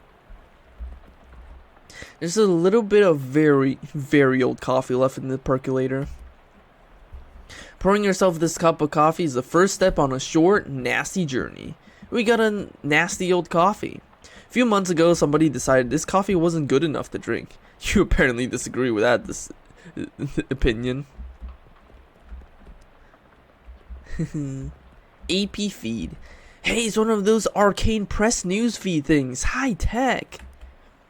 Today's list of band dances: the Chutney Slider, the Dirty Dirty Blitz, and the Upside Down Tango.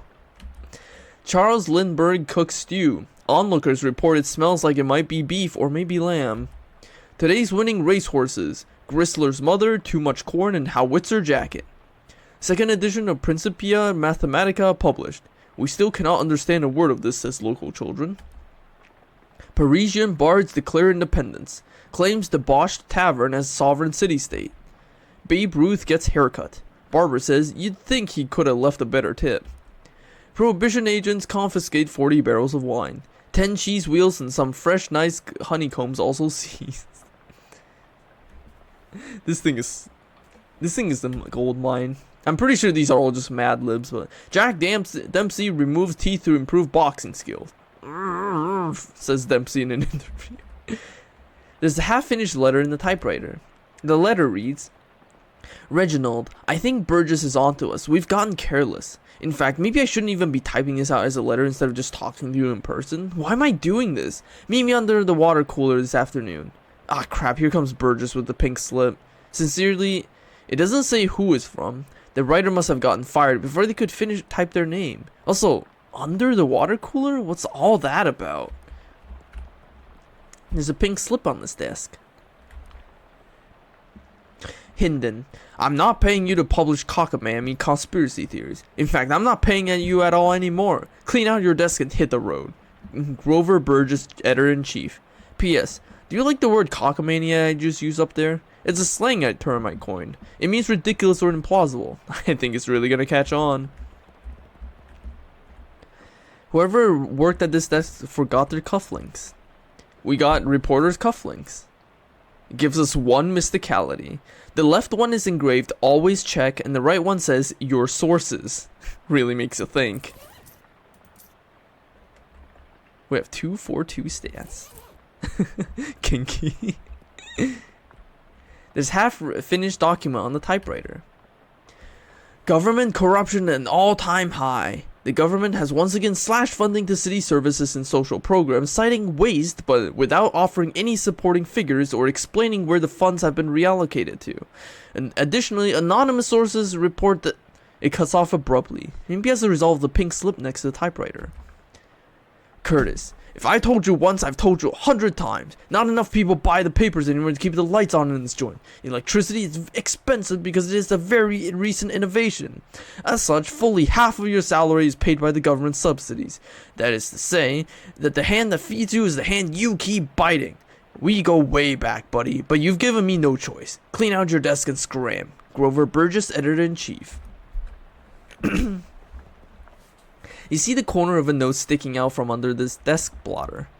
The note says, Tucker, I got you that bottle you wanted. I stuck it under the water cooler where Burgess can't find it and rat us out to the pro-hees. Beck. Under the water cooler, eh? Surely it's still not there, but it couldn't hurt to check. There's a handwritten note on this desk. The note says, Robson, Frisk Hinden and Carter, who's next? Venable says if Burgess comes for him, he's gonna karate chop his desk in half. Sincerely, Curtis.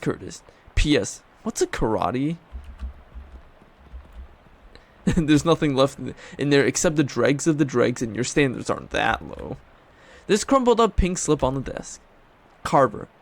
I can't believe I have to tell you this, but it is against company policy for an employee to steal the printing press. You are fired. You're so fired. I need a new phrase to describe it. I'm giving you the axe. And if I see your face in here again, I will both give you the axe and set you on fire. Grover Burgess, Editor-in-Chief.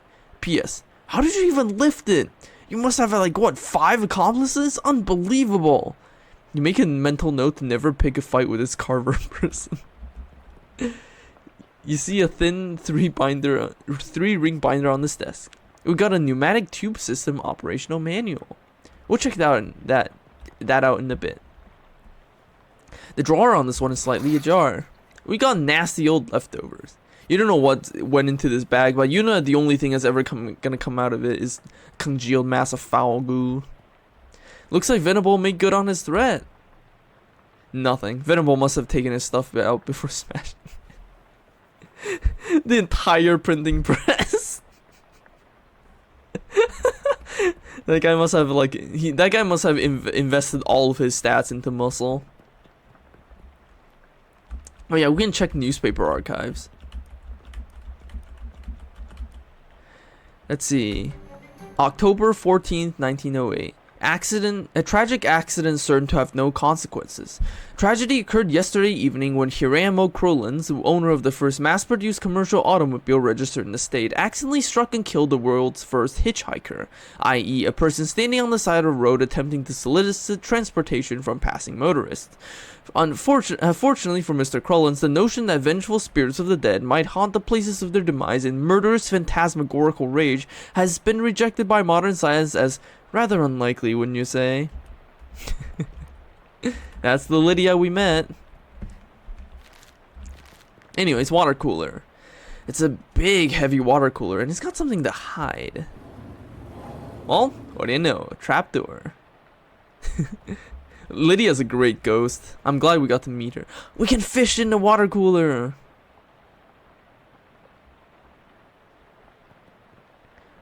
They should really provide cups of this, but we got a handful of clean water.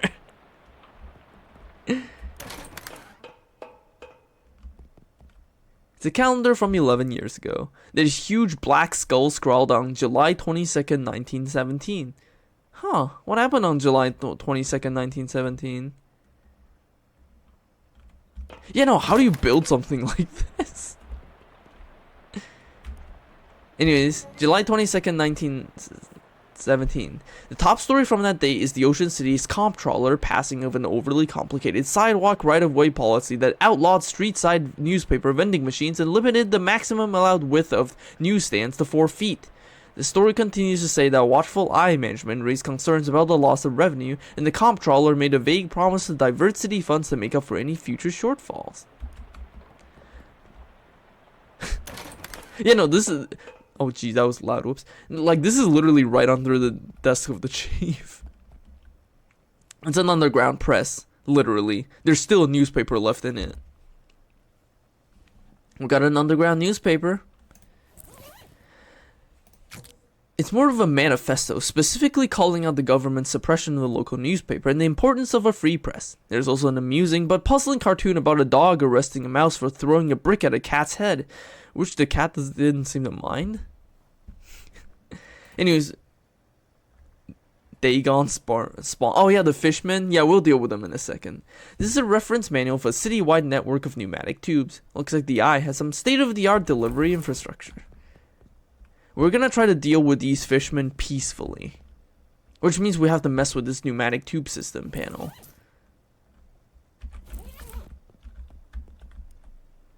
Let's see. The control panel has a green button, a red button, a big lever, a knob with a bunch of letters on it, and a series of colored lights that are currently all off. Push the green power on button, pull the pump engage lever, adjust the suction rate according to the pressure diagnostic indicators. Oh, it's not that they're strong, I just don't want to kill them. The fishmen are good. If the red light indicator light is on, adjust the suction adjust dial to A. If the blue indicator light is on, adjust to E, and if it's green, tap D. Okay, so green button. The green button makes a satisfying click and you hear a motor starting up somewhere. Pull the lever. You pull the lever with a very pleasing ka-chunk, and the motor noises turn into a sort of loud, windy whine. A yellow light is glowing on the console. A yellow light?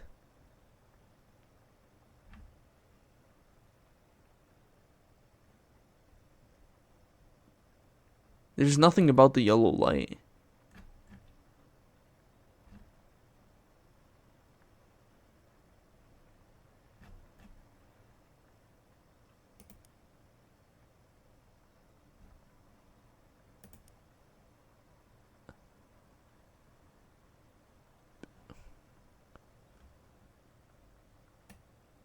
Oh, blue and green. Oh, P light. Oh. E. You click the dial into place and noises turn into a sort of shuddering growl for a second before an orange light flashes briefly and the entire machine shuts down. Whoops. Red button.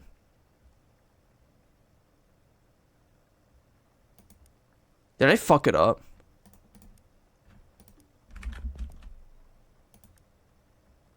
Oh, no. Here we go. Pump engage lever. Yellow light. D and E. So if I do it... Oh, okay.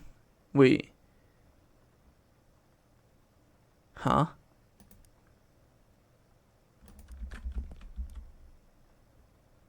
Green button. Pull the lever.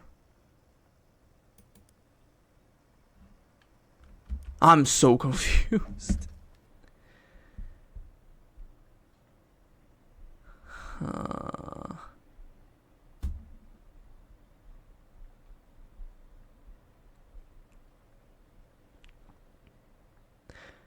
Because even if it's blue and green, D and E are right next to each other.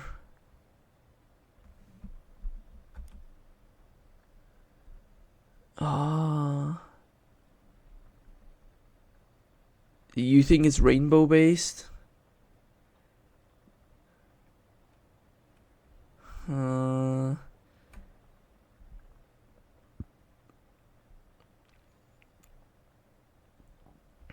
Okay, let's try C. Turn the knob to C. Oh. I hope they're not dead. Bye, Fishman. I hope you're alive. Well, someone's gonna get very strange mail. And how? What were those things anyways? And what were they doing down here? Were they trying to start an underwater newspaper? That wouldn't work. The ink would smear. Thank you for that, Gator, by the way.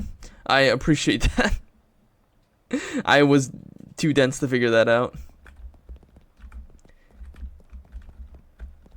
Very old manhole cover. This must be the hat Jessica wanted you to recover. An ominous, vaguely person-shaped stain on the ground. You got a terribly cursed fedora. A simple black felt fedora. It doesn't look cursed, but it has a palpable aura of menace about it. That's wear it. Nothing good can come of this while we're chasing after shadows, so we're wearing it. We're wearing this terribly cursed fedora. Hell yeah.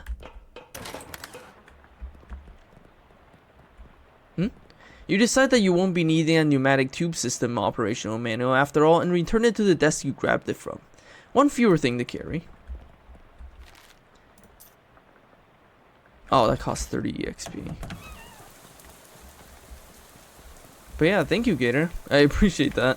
I don't know why I was so dumb about that. Hey, Jessica, look, I'm wearing the hat. Looks like you found the hat. I found a hat. I guess it's the one you meant. It doesn't look unusual, although... Yeah? Well, it does creep me out a bit. I can't really put my finger on why. I know what you mean. Feels kind of like you have a headache, except you don't actually. More like a feeling of dread. Like something terrible is about to happen, but I don't know what it is yet. Well, that is definitely not related to the fact that I need you to take the hat and sit in that machine over there. Why? That is our uncursing machine. Gotta get the curse off the hat, right? Oh, okay, yeah, that makes sense, but, What? Can we just put the hat in the machine? Why do I need to be involved? Because the machine needs a mind to guide the uncursing process. Together you'll lift the curse from the hat and transform it into an allegorical dream space that the machine can transfix. What? Sorry, but I know it's a lot. Let me rephrase. The uncursing machine uses your subconscious mind to drive a wedge between an item and its curse. The item is cleansed relatively easily, but that doesn't negate the curse fully. Once separated from the item, the machine stores the curse and allows you to psychically project into it to try to resolve the metaphorical scenario at the core of its existence. That's where things can get a little weird. Yeah, I know it sounds crackers, but you just have to give it a shot to understand. What is the curse after? Well, we're gonna keep the curse, actually. We're not gonna do the uncursing thing, because we're trying to do the shadow run. And if we want to do the shadow run, that means we leave everything uncursed, including this hat. So we're never gonna touch that machine. Hi, Charles Wallace. You must be Charles Wallace. I'm Lydia. Not I am. Pleased to meet you, Lydia. What do you do around here? Oh, your general handyman sort of stuff. I keep the lights on and run water running. Built the detectatron and the uncursing machine too. Wow, that's some real high-tech wizardry. Oh, it's nothing really. Let me ask you something. Anything I can help you with? How does that weird uncursing machine work? Oh, I only built the thing. I can't begin to tell you how it works. The innards are all wired up to a little porcelain cat figurine that Murray found somewhere. Well, that's weird. In a real traditional sense, yep.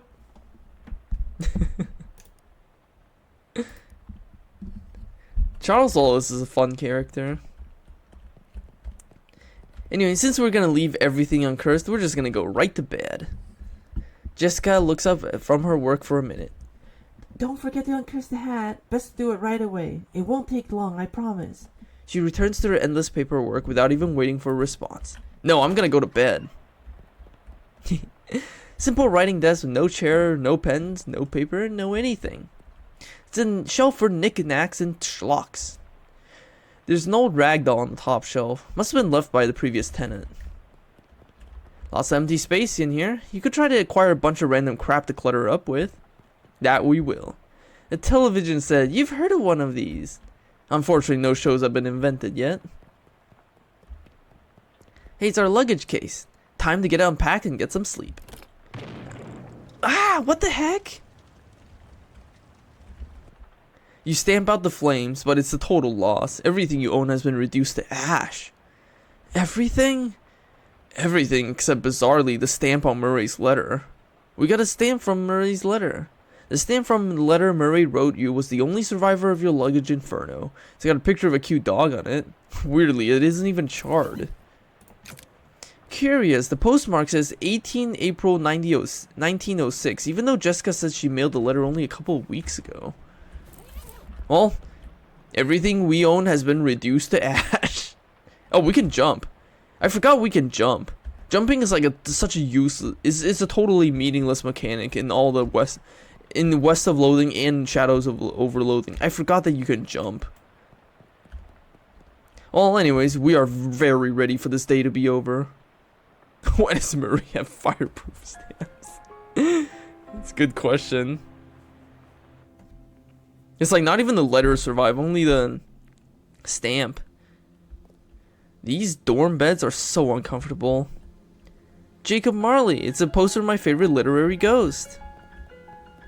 I love these dream segments, by the way. He does deal with cursed stuff.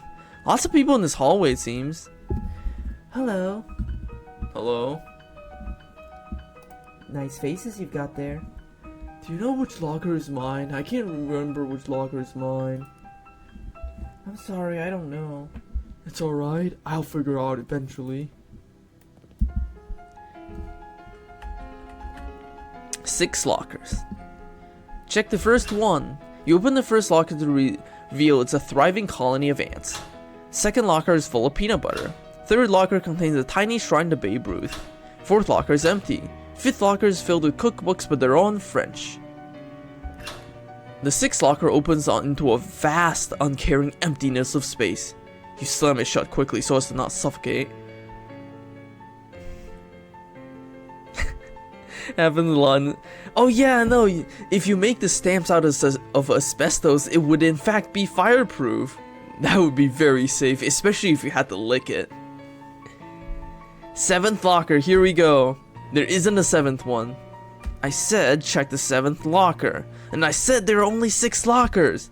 Check the seventh locker now. Okay, jeez. You look in the seventh locker. It's filled with old school papers. There's a seventh locker after all. They've all got your name on them. They're your papers. How I Spent My Summer by Lydia Walker, age 6. This summer I visited my Uncle Murray. Uncle Murray is funny. He knows magic. I had a fun time with Uncle Murray. The end. Look under the papers. Underneath the pile of school papers you find an overdue library book. You checked this book out 13 years ago, and I've spent the last 12 years and 50 weeks feeling guilty about not having returned it. Hello. How's it going? Do you know which locker is mine? I can't remember which locker is mine. I know which one is yours. It is the 7th one. Ah, that's right. That's my locker. Me, Lydia Walker. Thank you. You're welcome.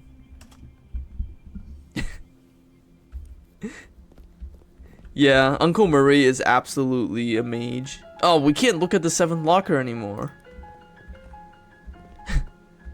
But, which one is the real you? Hint, it's neither. Oh, hey, it's the dream cat! It's Lydia, that cat from the gas station. Funny coincidence how you two just happen to have the same name. You give Lydia a good scritch. We got Lydia's boon. Holy shit! You're fortified by the knowledge that Lydia is watching you just from outside wherever you are. +1 to all oh my god, that is so strong! Why is this the strongest cat buff in the game?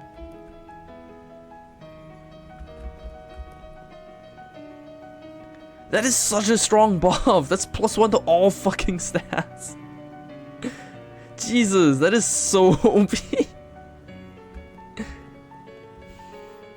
Our founder, Brandsworth Gorvunculus III. Gorvunculus? This lady looks friendly. Hello there. You must be... She flips through the book on her desk. Ah, here we are. Walker. Lydia Walker. I know I am, but who are you? I'm your academic advisor. It's time for you to choose your class. But I dropped out. In real life, certainly. You must, however, choose a class. Oh, I get it. This is where I pick a character class. Now then, it looks like there are 3 classes for you to choose from. There's Advanced Kicking and Throwing. This class is for pig skinners. Then we have Overview of Curd Conjuring. This class is for cheese wizards. And finally, Weird Time Signatures 504. This course is for jazz agents. Okay, this time I'm gonna go with cheese wizard. Because I feel like whenever you go the dark route in these games, it's always the best choice to go with the mage class. Like when I played West of Loathing, the best choice for the dark path was also the caster class, so I'm gonna go with cheese wizard. I'm interested in becoming a cheese wizard. As a trained chef magi, cheese wizards use their intellect and mysticality to accomplish their goals. In combat, they wield hard elemental cheeses to damage their foes, and soft, soothing cheeses to heal themselves and their allies. I love it. I'm a cheese wizard. You're a cheese wizard, Lydia. Brilliant. Now then, there's just a minor matter of your minor. It looks like you've already completed it, but it doesn't say what you studied. Let's see. I minored in cryptobot. I minored in cryptobotany. Ah, cryptobotanist. So you're an expert in all manners of plant-based arcana. Yep. We are now a cryptobotanist. You know how to get the good stuff out of the insides of plants. Well, with that, I believe we're done. Feel free to wake up and go about your day. How would I go about doing that? She smiles and points at the door on the far right side of the screen. I mean the far right side of the dream. Just through that door. Thank you. The only way to interact with your inventory during a dream is if you had convinced Freddy to hold it for you at the exact moment you went to sleep. I did that though. No, you didn't. I did. I asked Freddy to hold my stuff. You don't even know Freddy. Fine, you caught me. Ah, the abyss. You could gaze into for days. I wish I could do that in real life too. The nice lady at the desk says this is a doorway leading you back to your waking life. Let's step on through.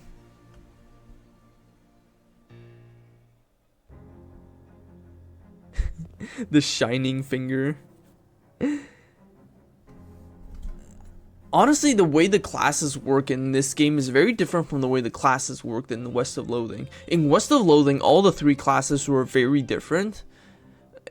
But that also meant that some classes were just straight up strictly better than others. In Shadows over Loathing, I think all the classes are a lot more similar, which means they're a lot more equal in strength. So I have no idea which one would be the shining finger. Although I imagine maybe Cheese Wizard. That sounds like a thing cheese wizards would have. You wake feeling surprisingly refreshed. Yesterday's adventures leaving you none worse for the wear.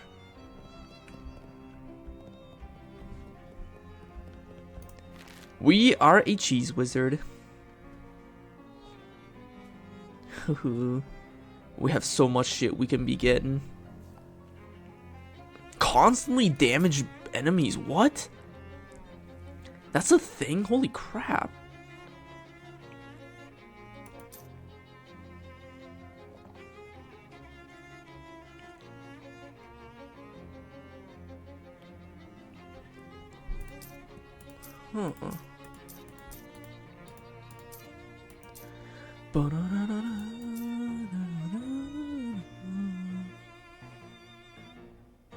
Oh, Shining Finger is a martial arts move.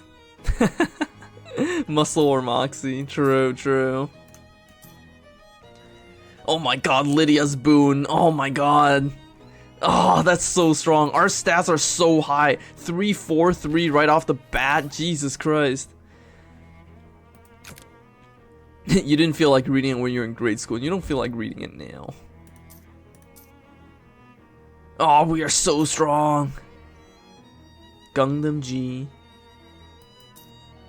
G Witches. I never finished the second season. I didn't think the second season wasn't as interesting as the first.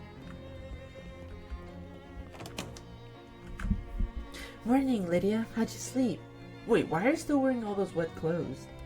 All my other clothes burned up in the freak luggage fire. Ah, jeez, that's weird and unfortunate. You seem less surprised by it than I would expect. We've gotten kind of accustomed to weird and unfortunate stuff happening around here. You could pick out some of the clothes from the shop out front if you don't mind looking like somebody's dusty old grandma. I'll be alright, thanks anyways. Well, once you've gotten the sleep out of your eyes, I got another mission for you. Another cursed thing? Yeah, I had my eyes on it for a while, but it keeps moving around. Mostly the readings put it at the local speakeasy, at the back of an alley at the other end of the block. The artifact isn't there right now, but that's where I'd start looking. Maybe you can pick up some clues? Okay, what am I looking for? It appears to be a watch of some kind. Pocket watch, or maybe a wristwatch, I can't be certain. A watch and a speakeasy in the alley. Got it. Anything else? You'll need the password for the speakeasy. It's Fiddlesticks. Also, let me give you this to-do list. It's the enchanted to always show you whatever's written on the chalkboard here. Pretty neat trick. Here's some meat for your expenses, too. The army supply next door should have anything you need in case things get rough. They will. They always do.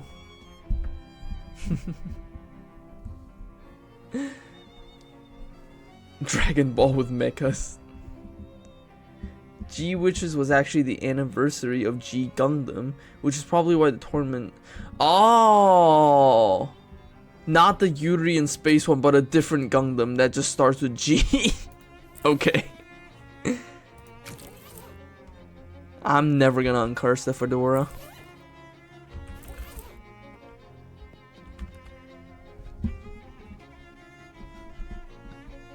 Huh. Master Asia? That letter from Uncle Murray was a real surprise. I didn't read it. What did it actually say?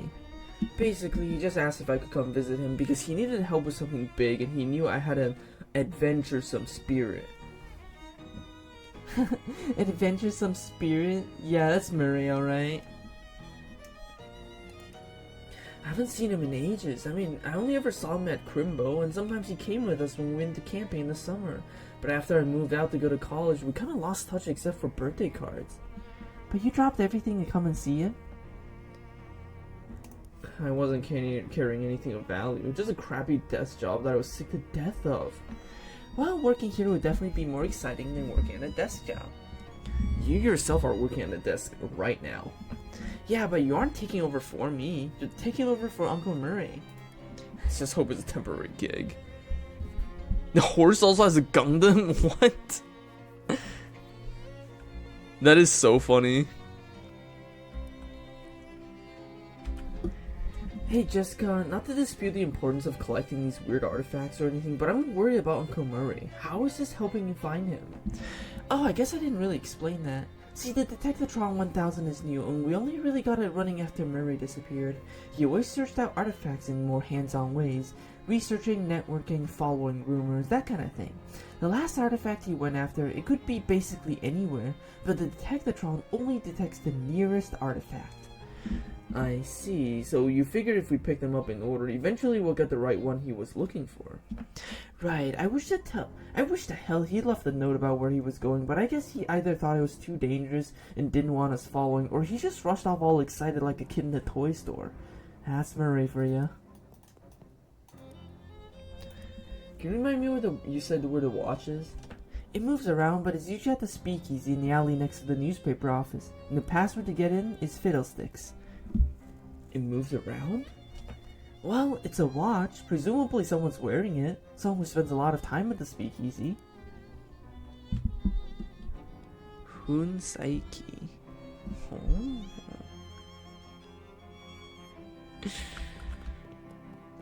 Hey, Charles Wallace.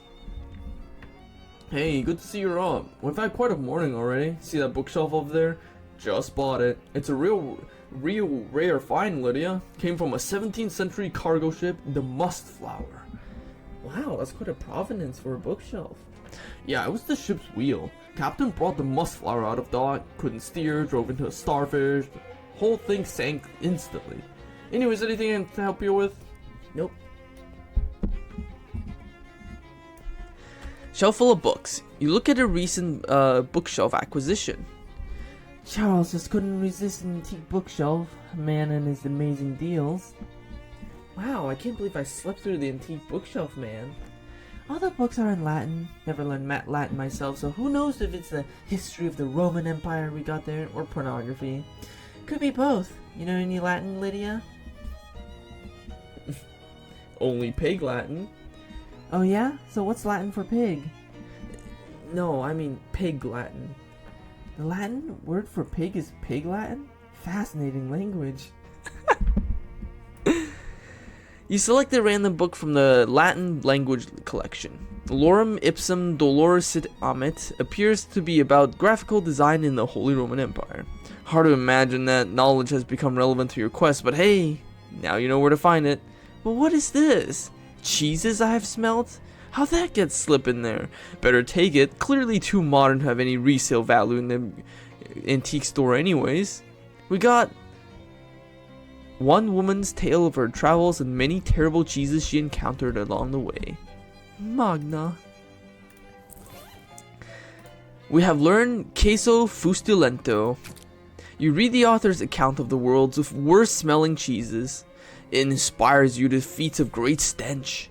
There's an epilogue, but due to a misprint, it's in a really small typeface. You could read it, but it's gonna take some effort. If you do, it'll deal 2 additional stench damage. Silent cheese, deadly cheese. This is just a basic fireball attack. A collection of Latin literature in an antique store. These things sell like hotcakes, or calidum crustula.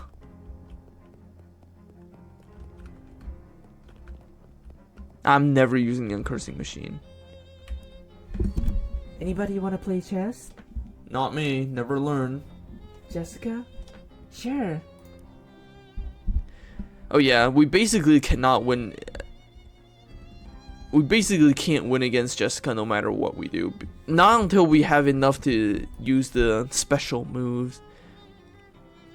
So, let's advance one of our pawns. Let's withdraw a bishop. Let's skewer a rook. And we get checkmated, so we're basically not beating her for a really long time. Chapter 1. Welcome to Ocean City.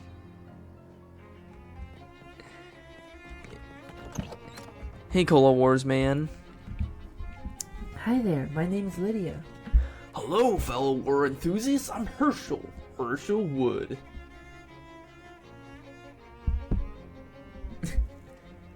Actually, I hate war.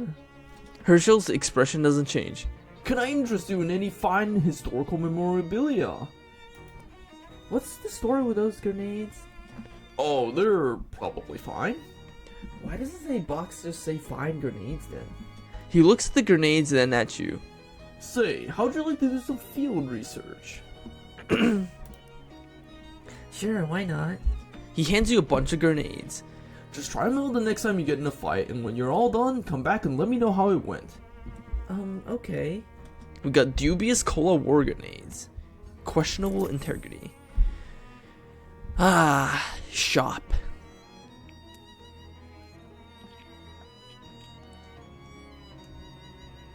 Those are regular soda cans, except they're grenades.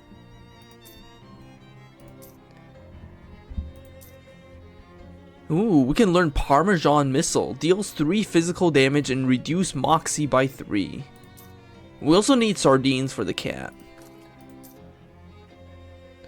So, Trench Spork does damage. The grenades are super strong, by the way. They are so strong.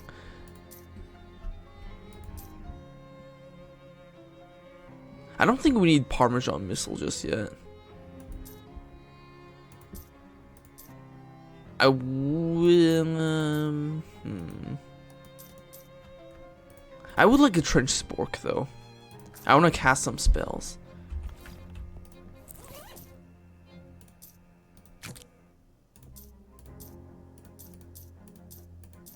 Hey,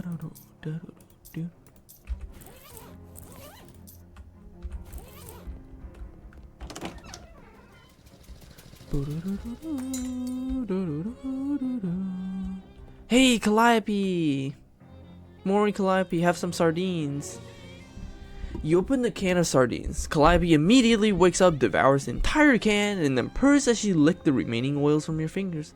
Looks like you made a new friend. You can now pet Calliope to receive a boon. Sorry, Calliope, but I want to keep the incredibly powerful Lydia boon I have. That thing is so broken. Feeding Maury Calliope by hand. Hell yeah. I wonder if she likes sardines. Yeah, you can only have one cat boon at a time. In the broad daylight, it's clear this bank has been closed for some time. The door to the bank is fastened with 3 locks. That is the maximum possible level of securities. What about 4 locks? In 1928, 4 lock systems are still dismissed as unachievable liberal fantasy. Well, let's look under the welcome mat. Not a bad idea, but if you're going to lift the welcome mat, you're going to need to know what you're looking for first. Do I? How much stuff can be stuffed under a welcome mat? Just the key to the bank's front door, as it turns out. Security at this place is inconsistent. We got a bank key. Securitas Bank and Loaning kept a spare key under the front doormat. That might have something to do with why the bank ran out of business. Try the key. The door's locks are modeled on the monstrous mugs of the great hound Cerberus, the 3-headed guardians of the underworld's banking sector. Each of these 3 heads has a name: Phylax, Methapon, and Sneaky Pete, in the keyhole deep in its maw. The head of Phylax lets the key in easily enough, but it offers some incredible resistance when you try to turn it. Hercules would have to use up the strength of all 12 labors just to get this thing going. The key fits in the hole, alright, but this is a labyrinth in the cylinder. You turn and turn, and hear click after click, and nothing happens. That's strange. The key turns over and over in the lock, but nothing happens. Something sneaky about this Pete, alright. It would be funny if there's an actual Cerberus in there. By the way, completely random fact, but Cerberus in Devil May Cry 3 was my favorite weapon in the game. Just because it looks so cool. And I never even played that game. I just watched my brother play it. But I thought the Cerberus weapon was the best one. Because it just looks so cool. I love the spinny moves you get with that. I need to play Devil May Cry one of these days.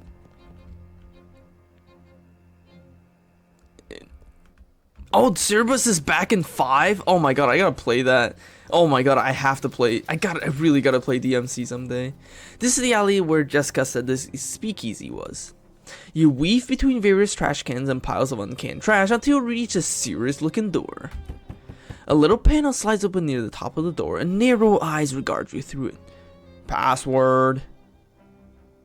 Fingertips? No. The little window slams shut. Password. Fishy drinks? No. Flippy drinks? No! Fiddlesticks? I guess. Come on in. But you better not be a pro-he. I don't even know what a pro-he is. Devil May Cry. I didn't even know there was an anime made of Devil May Cry. Triple ice chunks has got a fireball in the— oh my god, that sounds cool. Don't bother him, he's bouncing. Oh, hi, bye. Milky-eyed sot. Bye. This spittoon has been placed at a really challenging height. Maybe you can ask about it, the bartender about it some other time. Oh, there's 2 TMC animes. He approaches as you look up, but doesn't stop shaking. Hello. He grins. Hello, baby. Welcome to Oliver's place. My name's Lydia. Whatever you say, baby. Are you Oliver? Oh, heck no. I'm Fancy Dan the Cocktail Man. Pleased to meet you, Dan. Hey, do you happen to know what time it is? Perhaps because you have a watch on you? Sorry, baby. The only one who around here who carries a pocket watch is the owner, Oliver Gluck. And he left about an hour ago to pick up our latest shipment of hooch.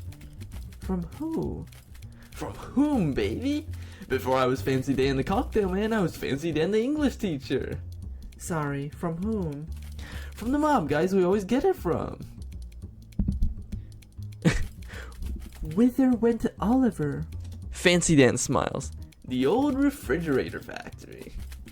I see. How do I get there? Dan grabs a cocktail napkin and hands it to you. Thanks? Oh, wrong napkin. Here.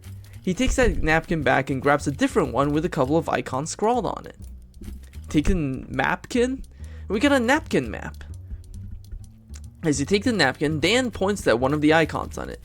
We're here behind Murray Store on Plunkett Street, so if you go out the back of the alley and then head straight for the edge of the napkin, you can't miss the factory. We have a map now. Thanks, Dan. Don't mention it, baby. Want a drink for the road? First one's on the house. Sure. What do you have for the drink around here? Beer. I have a beer then. Excellent choice. Keep things simple. The bartender pours you a beer. Bottoms up. You drink the beer. You've had better beer, but you've definitely had worse beer. We have a beer buzz now. We have +5 max HP. Let's see. One DMC anime is neat, and the other one is made by. I heard bad things about the Netflix one. Yeah, I don't have Netflix, so I can't watch it either. So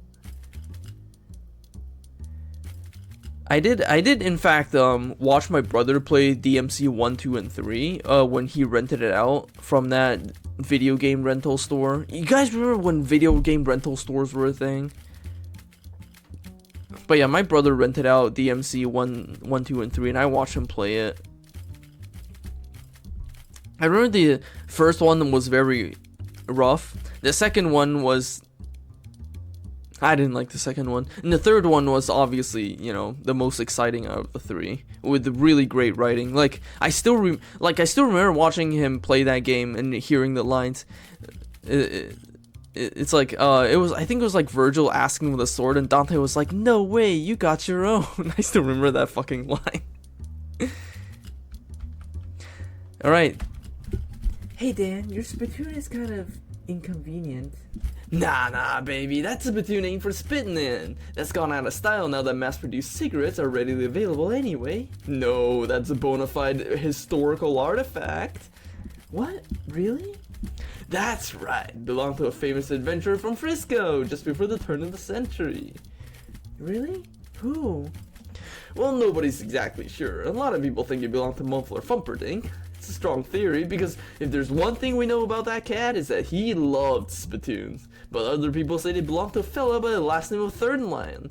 And a whole lot of other people claim they belong to a whole lot of other people. But there's one thing we know for sure about the spittoon. Whoever it was, they didn't use it for spitting into. They wore it as a hat. What? Ew, gross. Right? They sure got into some weird stuff back then.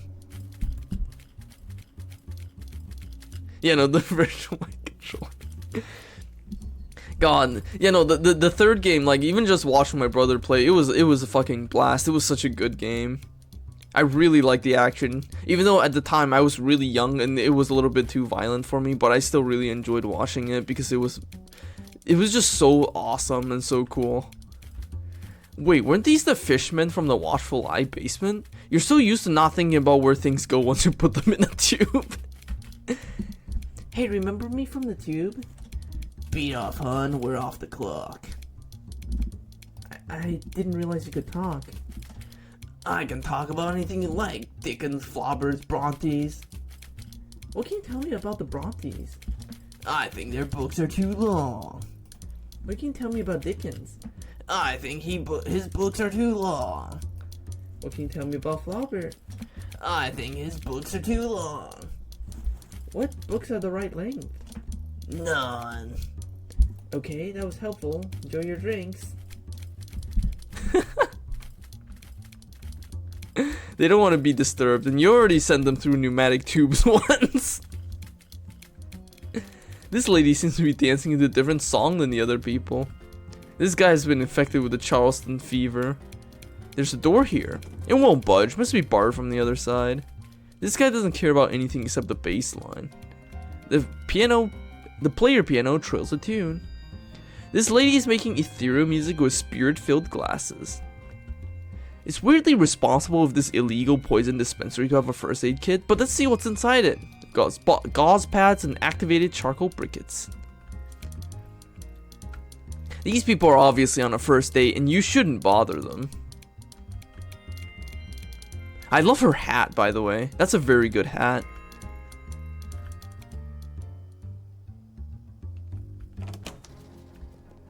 Alright, let's go kick some ass. We've been lounging around all day.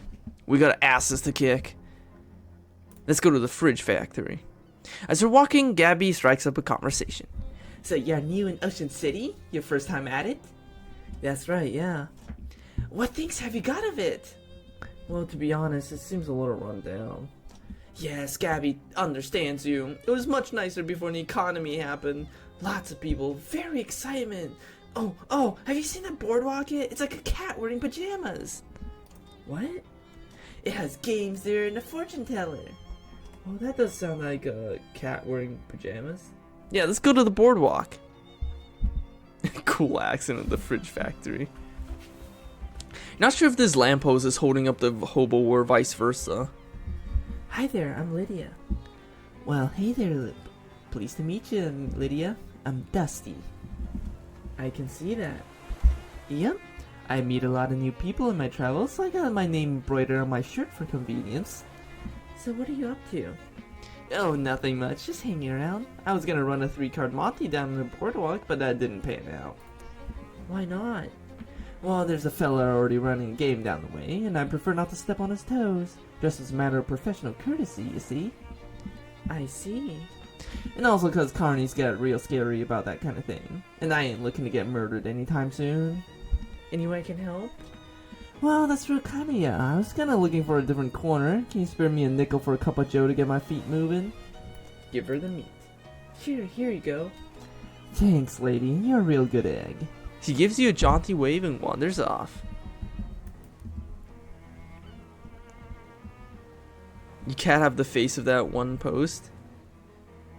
Which post?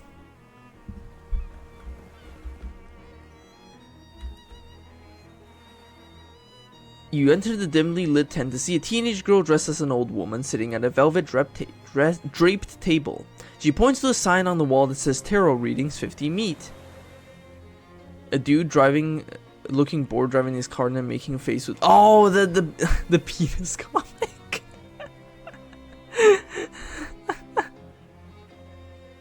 I love that comic so much. 50 meat is a little steep, isn't it? I could buy 7 and 64th gallon of gas for that much. She stares at you and points at the sign again. Fine, 50 meat it is. The teen takes her meat and begins. The first card reveals the past events which led you here. She pauses a moment for effects, then draws a card. Wait, oh no, it's the tray of arrows. Definitely a real card. She stares at you intently.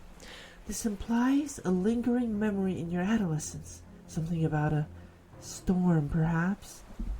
That doesn't sound familiar. Like a string of crimbo lights, the second card illuminates your present. She sighs and draws a card. Okay, I know this one. This is the sedate ranger. Oh my, what does it mean? She shrugs. This card suggests that you're currently near water. That's incredible. How do cards know that? This last card reveals your future. She pulls a card from the bottom of the deck. The awful paralegal. Ominous. Are you sure? She shrugs. In your future I see great... danger? I think it's danger. I see. You spend a few minutes thinking about the tarot reading. That was a total scam.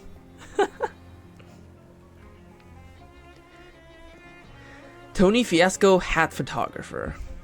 As you enter, the photographer, who is busily adjusting a complicated looking camera on a tripod, gestures to a nearby wastebasket without looking around. If it's more bills, there's my inbox. Hello? Huh? Oh, you ain't the jumping Jehoshaphat. Baby, where have you been all my life? Excuse me? That face, that's exactly the face I've been looking for. It's perfect. It's mine and you can't have it. Hey, you're funny too? Baby, I love ya. You're incredible. Listen, do you know who I am? The sign on your roof says Tony Fiasco Hat Photographer. That's right, baby. That's exactly right. And soon I'm gonna be the biggest hat photographer in the city. No, the country. No, the world. But there's something I need first. A face? A portfolio. And you know what I need before I got a portfolio? A face. Your face, baby. Well, Don't say no. Don't you dare say no, baby. Listen, it's easy. All you gotta do is stroll in here wearing a hat. And all I gotta do is take a photograph of that hat. And then we're both gonna be rich. Rich? Rich! Me with my portfolio, you with the 30 meat I'm gonna pay you for every picture. Huh, well... Gotta be different hats though. Gotta be different hat every time. I can't pay you nothing for the same hat twice. Got it? Okay, what about this hat? Oh, I don't like that hat at all. Maybe it'll look better in the picture? Click. Nope, I still do not like it. A deal's a deal though. Here's your meat. This guy is a total creep.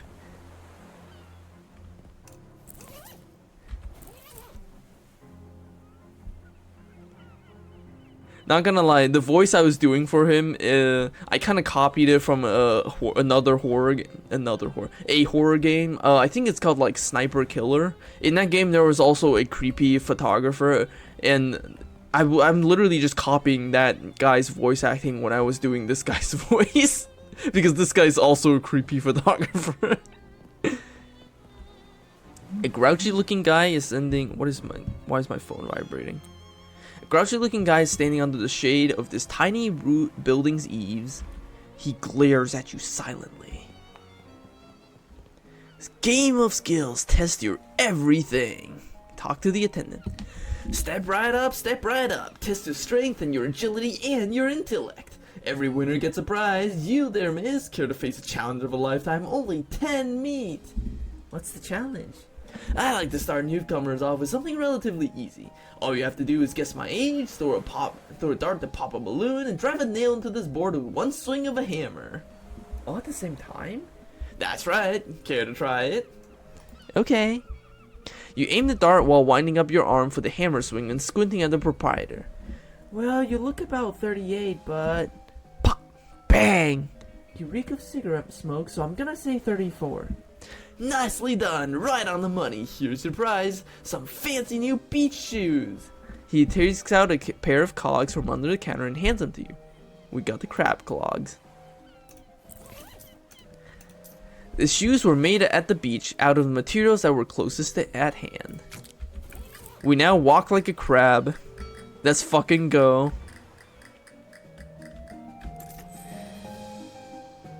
Oh! This cookbook's focus is healthy cheese recipes guaranteed to fortify your arteries with rich protective cholesterol. We can learn medical manchego. Heals target and cures all negative status effects. Curing all negative status effects might actually be really good.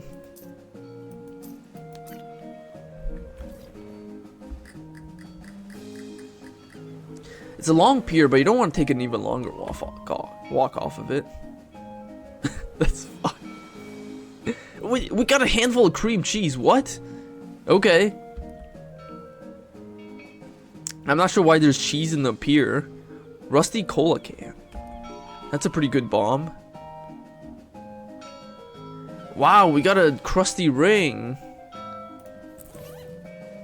Can we uncrust it? You carefully scrape the crust off the ring. We got an inside-out ring of weakness. Everyone but you loses one of each stat at the start of combat. I'll wear it, sure. Tetanus bomb. Yeah, no, the rusty cola can does 15 damage. That's actually pretty strong. The can of cola is so old and rusty that you can't even tell whether it's red or blue. Or maybe it's some kind of horrible brown cola that you've never heard of before. Ugh. Can you imagine brown cola? You find an empty bag nearby you can use to hold any fish you manage to reel in. Nice, you got a pickle inspector fish. We got a drum and bass.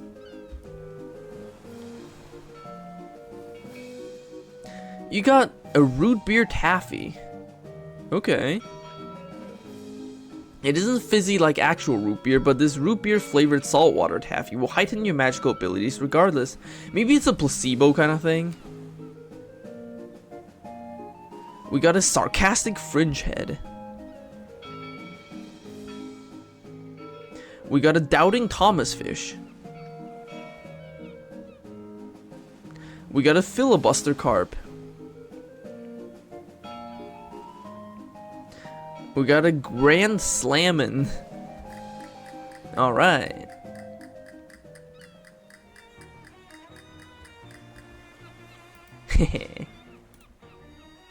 You encounter a hobo who is sauntering down the sidewalk with a bindle over his shoulder, whistling a jaunty tune. Well, hello there, miss. Aren't you Lydia? I'm Elmer Taylor. Hi, how'd you know my name? We hobos are a tight-knit little community. When somebody's been helping us out, word gets around. Well, that's nice. A little creepy, but nice on balance. Why don't you visit our camp? We'd be glad to have you. Where is it?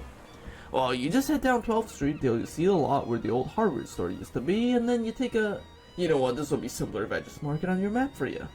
Yes, please. He takes out a pencil stub and marks a cluster of little boxes on your map. Come by any old time. Sure. Well, the toll booth was obviously stolen and dragged here. I don't think I'm gonna be able to beat these guys yet. But let's give it a shot. Whoa there, kiddo. This is a private party. Club members only. Yeah, like he said, club members only. What kind of club is it? It's the fraternal order of people who bribe us more than we're earning as gate guards. Fop, bum, egg? I've never heard of it. How do I join? What are you, thick? I thought it was obvious, pal. You give us meat. How much? 500. Yeah, 500. Clancy, I told you to knock off that repeating business. How am I supposed to come up with that kind of meat? Ha! You could try panhandling with the other bums over at Goldwaith Park. Where's that? Just north and west of here. You can't miss it. Yeah, you can't miss it. For the love of Mike, Clancy, try up. I do have grenades. Can I beat you guys up instead? You again? You ready to join the party or what? Yeah, you ready to join the party, huh? Clancy, quit it or I'm gonna slug your right one in the mouth. Would you like a beating instead?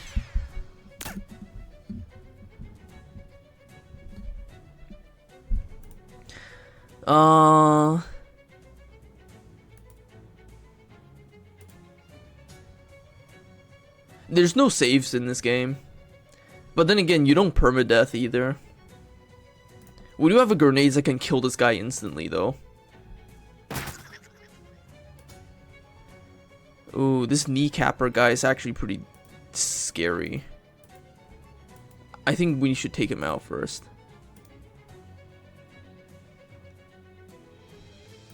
I could debuff him so he's easier to kill. I'm gonna debuff him. Would you like a beating instead? Essential. I can do 3 damage, 3 damage, or 6 damage to this guy.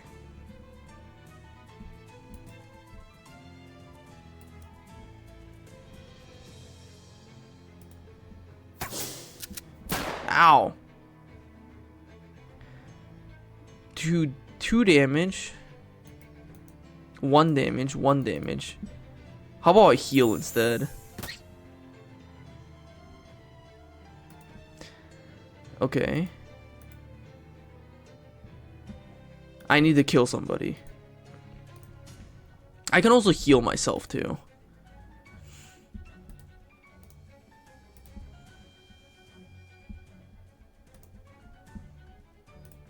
But, ow! Oh, okay, I guess I'm losing this fight because the grenade went off bad.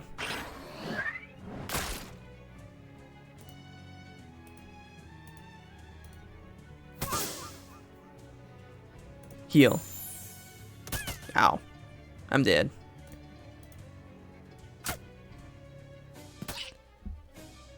That's okay. We can always come back later.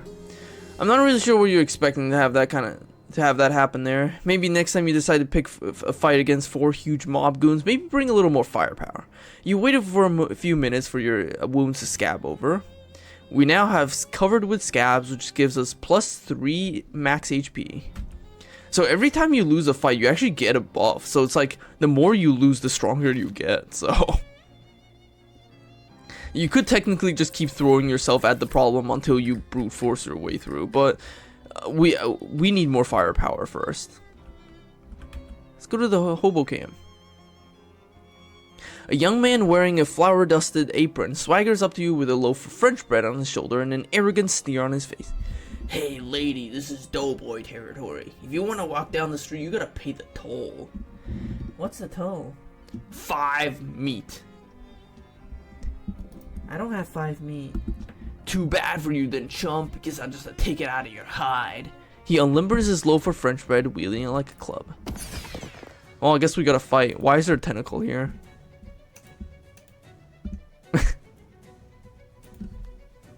Well, we gotta test out these grenades. This is part of a side quest after all. Ow! That blew up in my face again. Let's see. Well, let's hit this flailing tentacle with the cheese. And then hit it with the spork.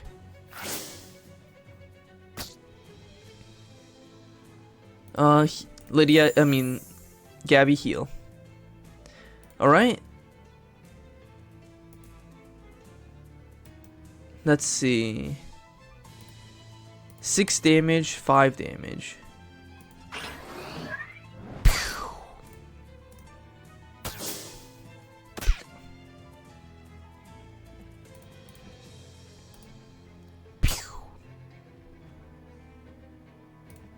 Jeez.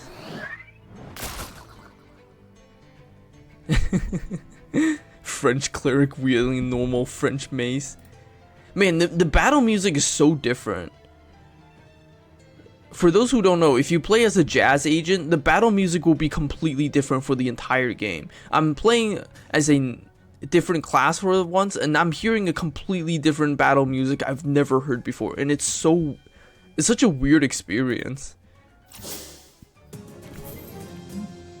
You won. Looks like that guy is toast.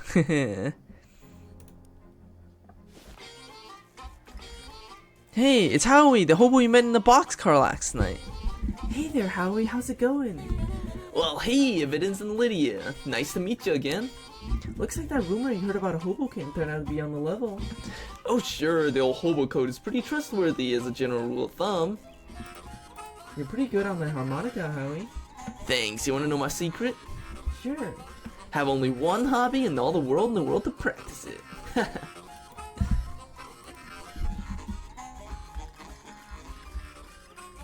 This is cozy as inviting as possible for a barrel of burning garbage to be. Warm your hands. We got warm hands. This guy's in a state of washboard-induced ecstasy. That's totally not a euphemism for anything. Wow, you're really going to town on that washboard. Yep, I love the fast staccato rhythm it makes. It's pretty good. I bet someday there'll be fancy electrical machines to do it. That'll do it real good. Till then, though, folks call me Washi, by the way. Hi, Washi, I'm Lydia. Actually, I've got nothing to ask. Sorry about that. Hey, no problem here.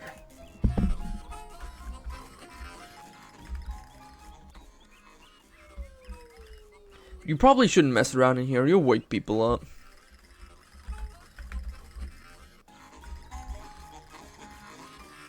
Grub.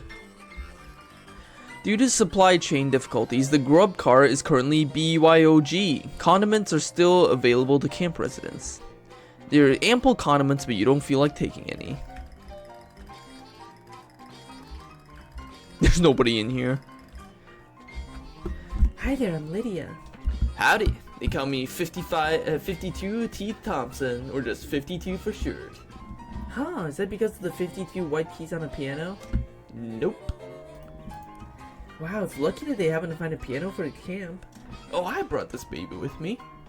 On foot? How? Well, it took a few trips.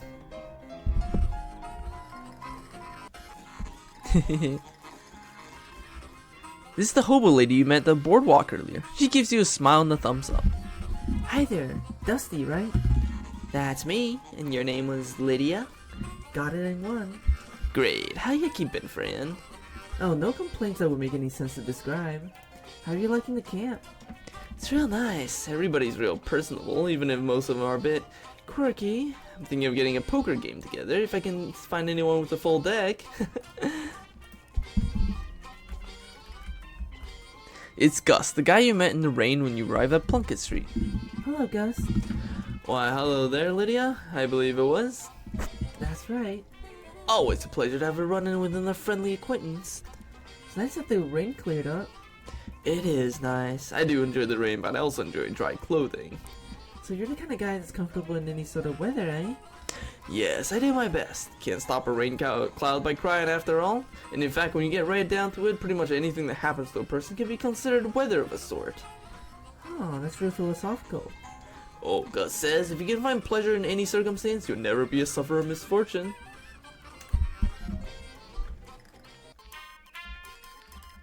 A hobo is flipping through a worn book, occasionally stopping to check the strange machine next to him and penciling some notes in the margin.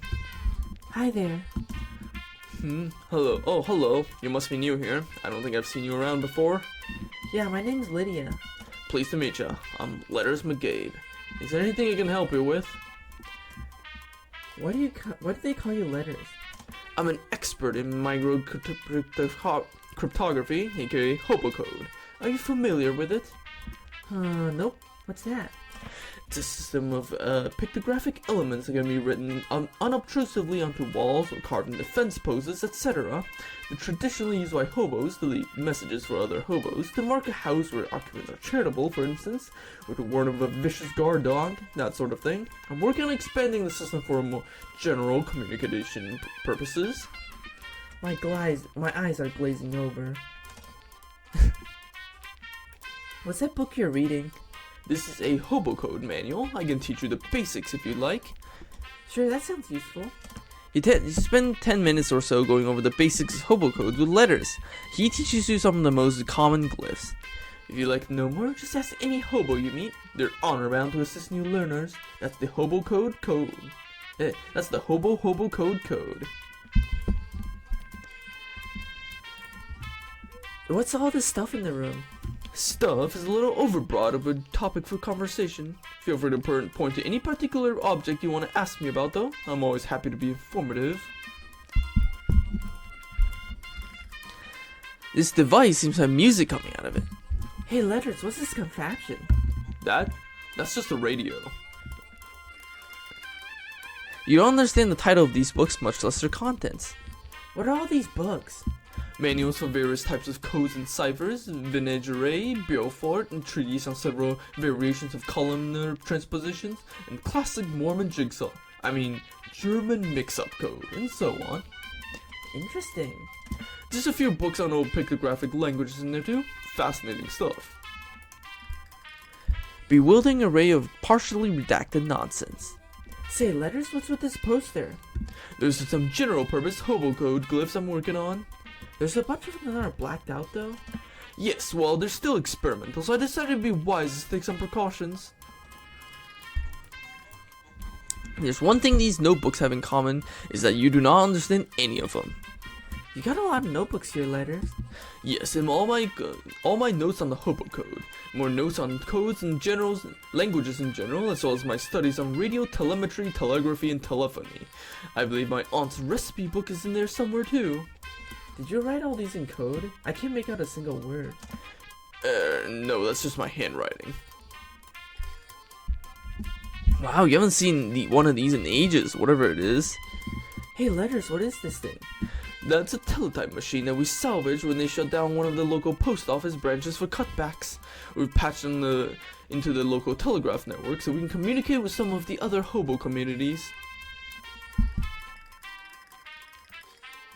You cannot begin to fathom what this contraption is for. What's this machine you're working on? This is an old naval radio encryptionograph from the Cola Wars. I'm trying to modify it to work with the hobo code. That sounds hard. Yes, it wasn't designed to handle a cryptographic writing system, that's for certain, but if it can get it to work, it should be very secure. Between this and the teletype machine, this is some heavy-duty equipment you've got here. Yes, well, I'm not at liberty to discuss it in detail, you understand, but secure lines of communications are going to be quite important if Johnny's plans have to come to fruition. Wow, I'm intrigued. Sorry, you have to talk to him about it yourself. He really has bleeding edge tech for hobos. Hey, Letters, what's this deal with this? It's a ham radio. What's it for? Listening to stuff about ham.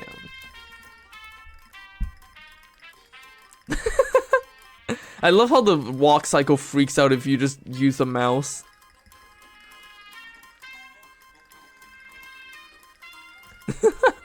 Ratty old shoebox is slouching in the corner. Hey, Letters, what's in this old shoebox? Old shoes, you're welcome to them. You try to pick up the box but can barely lift it. Jeez, what kind of shoes are these? Hands-me-down boots. They've been passed from hobo to hobo for generations. Probably about 50 pounds of metal reinforcements on them by now. Man, I would love to have a ham radio too. Heavy boots.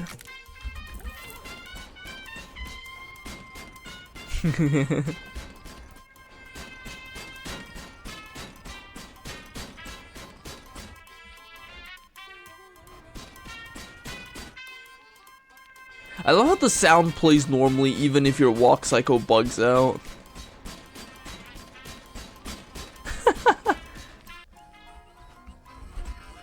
Hey Gus, teach me hobo code. Ah, you're a student of letters and of letters. I'll be glad to help. He searches for his pockets for a dry piece of paper but can't find any, so he scratches some glyphs into the dirt with a stick. Hobo code. Oh, Letters gave you the rundown on the lowdown on the code, eh? Sure, I can teach you a character or two. She pulls out an old copy of Racing Form out of her pocket and scribbles some glyphs onto the margin with a pencil. Howie, code. Oh, Letters is teaching a lingo, eh? Well, sure. I still owe you one for dealing with a railroad bull, now that I think of it. Hunker down here and I'll show you what I knew. He pulls out an old battered notebook with pencil stub and explains some hobo codes to you. Hey buddy. Hello again, got any requests? What you're playing now is pretty great. Let's stick with that. You got it. Do you know any hobo code you could teach me? Sure thing. This one here's arpeggio. These two pointy ones are crescendo and decrescendo. And this one here's treble clef. I'm pretty sure that's just normal music. Hey Washi, hobo code. Sure, I know the word washboard and some words that kind of describe the sound a washboard makes, but they aren't really useful as actual words.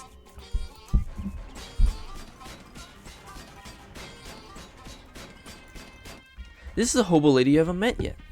Hello there. Why, hello there, dearie. I don't believe we've been introduced. I'm Veronica. Hi, I'm Lydia. Can I offer you a cup of tea? It's homegrown, so to speak. You found tea leaves around here? Just about any leaves can be tea leaves with the right attitude. I'm fine, thank you though. I like your hat. Why, thank you. I grew it myself. The flowers? The whole thing. I'm trying to grow some socks as well, but they're much trickier. I can imagine. Can you teach me some hobo code? Certainly, dear. In fact, I think I still have my notes from when I was still learning it myself. She rifles through her handbag for a moment and hands you an old sheet of notebook paper with some squiggly glyphs. The hobo is wearing a handmade tinfoil crown. This game is as obsessed with with hats. Yeah, no, this game is definitely obsessed with hats. And with shoes too, for that matter. Hello there, you must be the Hobo King. The crown gave it away, I presume? Yep.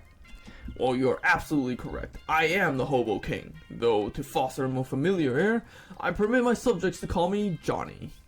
Nice to meet you, Johnny. I'm Lydia. What can I do for you, Lydia? I got a question. Where are you from? Hoboken? Of course you are. Can you teach me some hobo code? Ah, yes, according to the Hobo Code, I am of course obliged to assist. But first, let me test you. Convince me of your worthiness, and I'll grant you a boon. Whoa, I can use my cursed fedora here? I want to use my cursed fedora.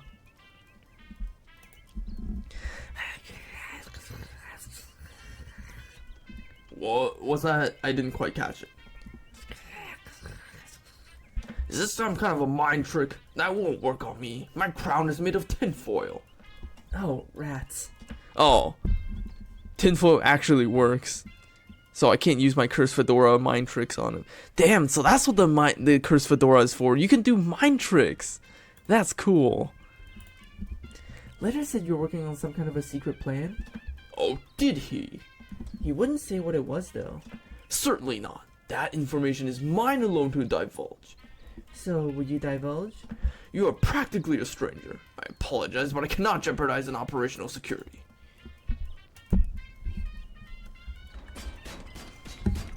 Hey, don't touch that telephone. Royal use only.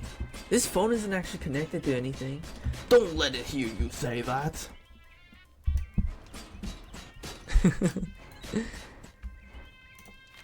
Can we learn Bewitch? No, we need 10 more EXP. Give me 10 more EXP events. A couple of unruly young hooligans are standing on the street corner ahead of you. They're dressed in white chef's outfits, and one is practicing baseball bat swings with a large baguette, while the other coughs inside a large cloud of white flour. When they see you, they grin and move to block your path. Where do you think you're going, Crepe? This street is doughboy turf. I'll fight him. I like combat. I want to beat the shit out of these guys. I'm gonna kill them so dead. Grenade. Grenade out. That one actually worked.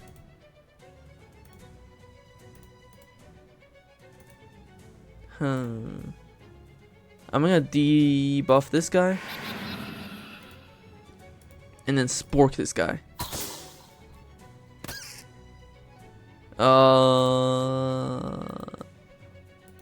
Man, Gabby's stats are so low. The trumpet. Blast him with cheese. Hit him with spork. You won! The two thugs dragged themselves away in defeat and humiliation. Huh, looks like they dropped a scrap of paper.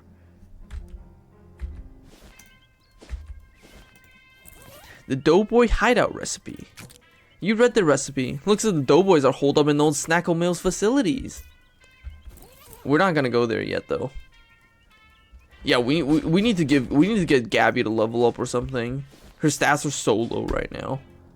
Well, then again, I guess I am equipping that ring that debuffs everyone, so she also gets debuffed. You hear the ringing of cathedral bells and turn to see their source. Unsurprisingly, it is a cathedral, unless you're just naturally surprised by cathedrals. They're so big and pointy and could be hiding around any corner. I want to keep exploring though.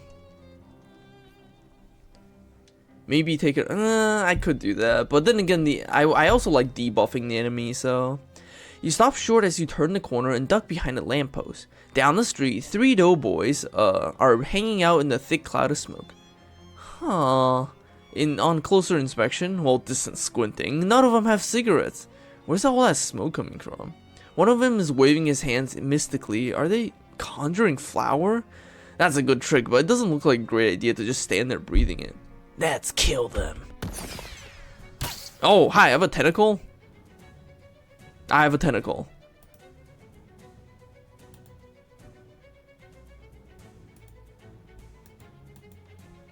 Okay, I gotta kill these guys.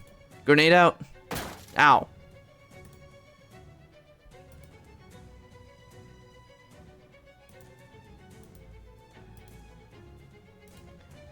Oh, that guy has stench armor.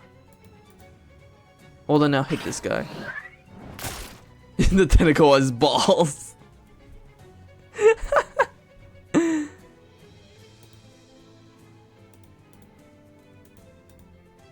Hit this guy. Ah, there goes the turtle. That's cheese, not ball. Oh! The tentacle finished that guy off. Anyways, I need to heal.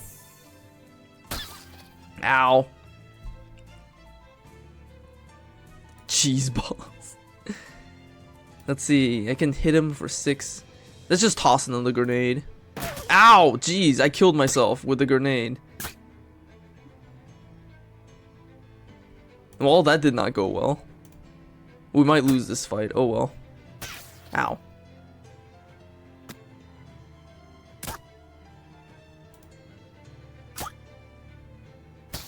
Ow.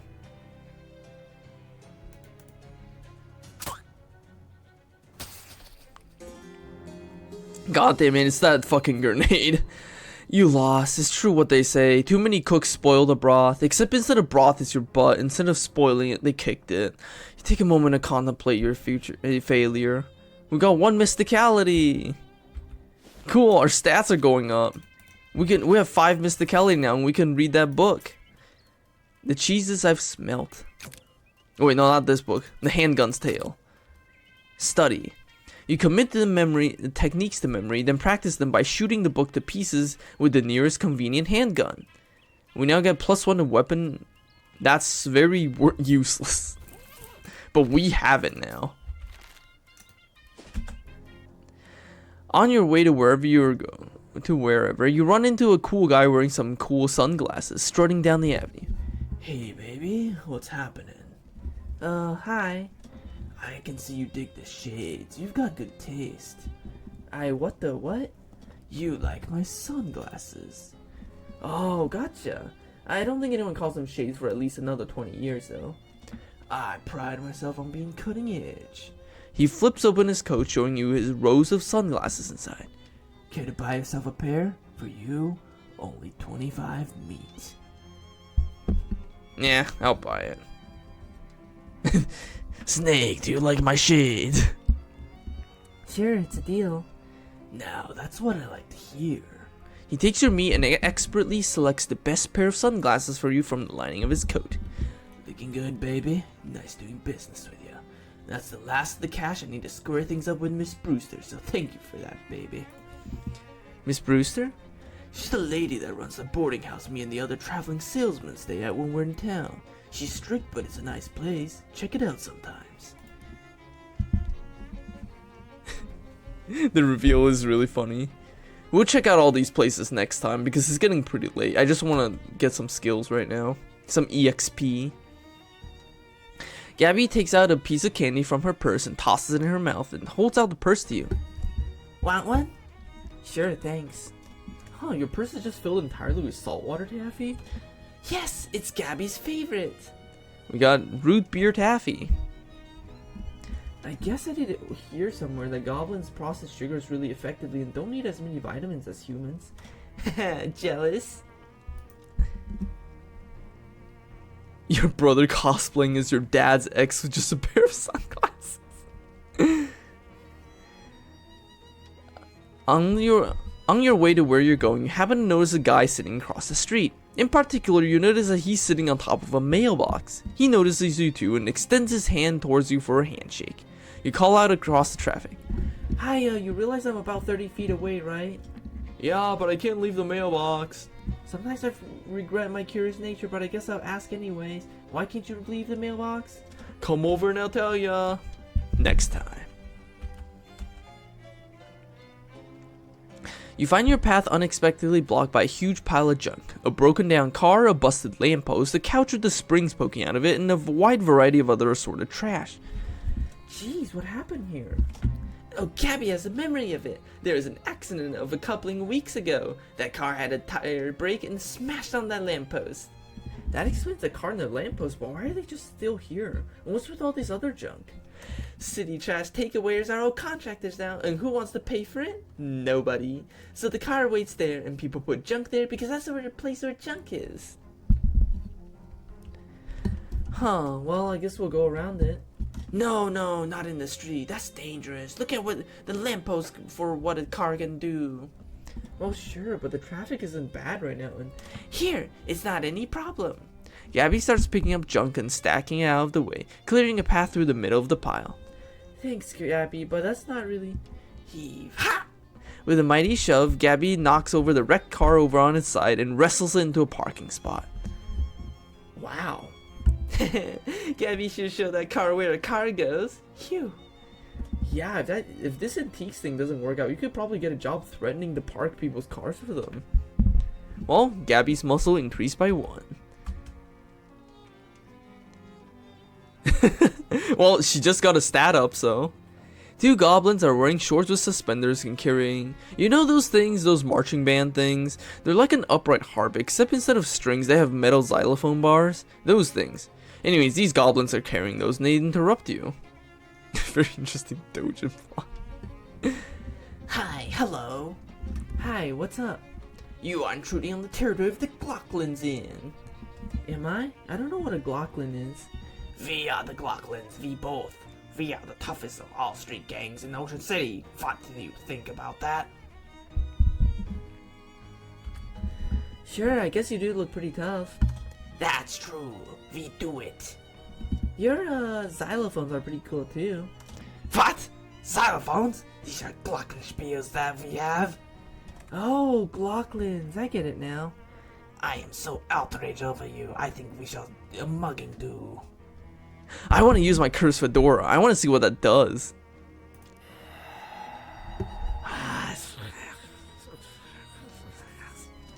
Oh, what? I did not that understand. I basically just said please don't mug me. Okay, then we will not you mug. Thanks. Sure, bye. They leave with a cheerful wave. Okay, so the cursed fedora basically is just Jedi mind tricks. You're just doing Jedi mind tricks on people.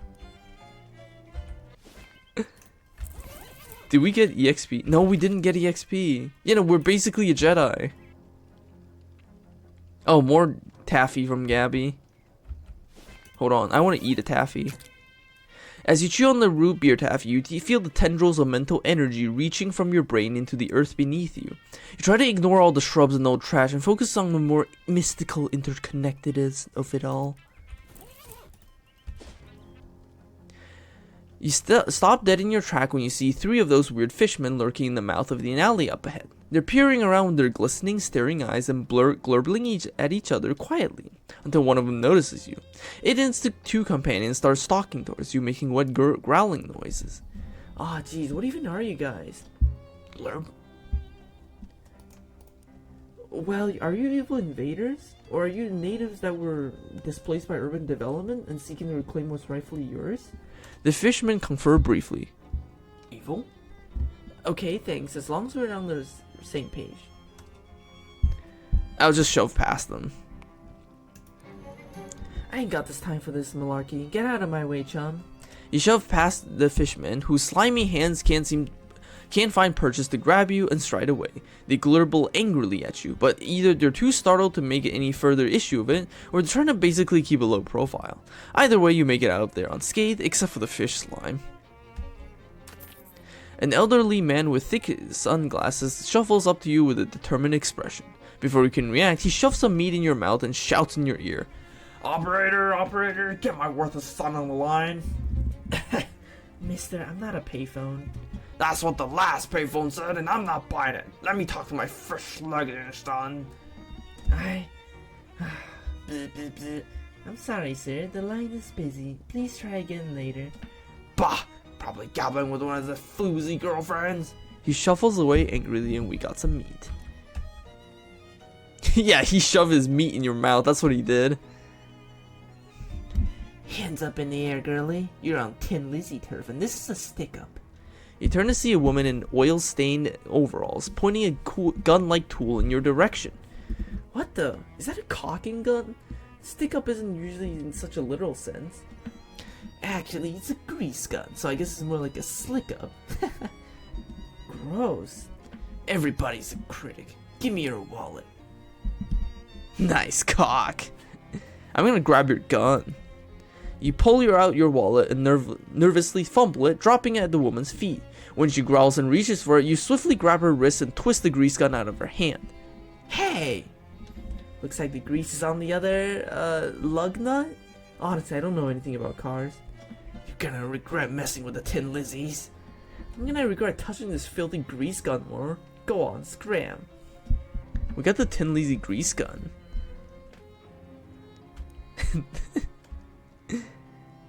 A well-dressed man flags you down. Excuse me there, my good lass. Might you have a match on your person? Nope. Well, that just won't do. What if you should have cause to set something light in the future? Here, take one of mine. The man tips his hat to you and scurries off before you can thank him. You round a street corner and encounter a woman in a welding mask, using a tightly focused magical fire to cut the fenders off a parked car. Hey, isn't that... I'm pretty sure that isn't your car. There's a polite cough behind you, and turn around to see a woman in oil-stained overalls casually spinning a grease gun around in one finger. Is this your car? Yes. No, it ain't, and it ain't your business neither. So maybe we should teach you a little lesson about mind your own business. You just said it isn't mine. Oh, thank you, Fifi, man. I appreciate that. You know, magic is just a thing people can do. Anyways, I want to use the cursed fedora.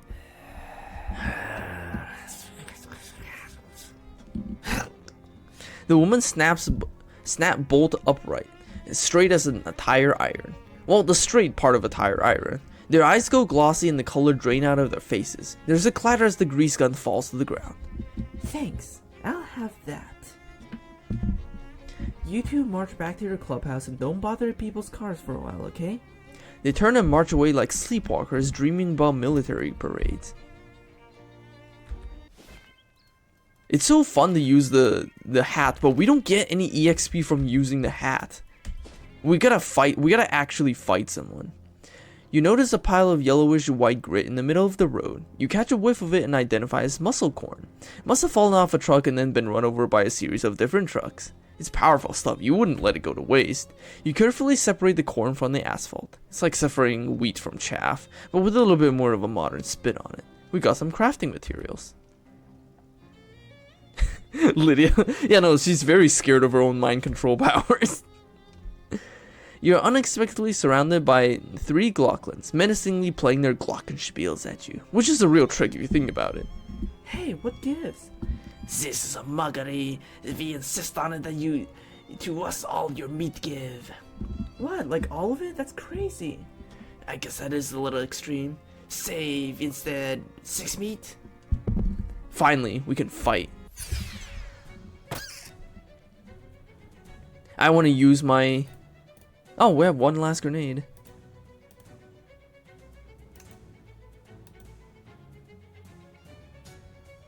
Here. Nice. And we slap you with a cheese.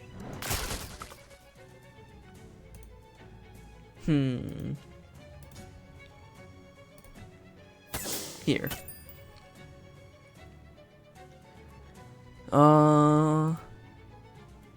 Heal. Let's see. Cheese. And thwack. Yeah, let's just hit him.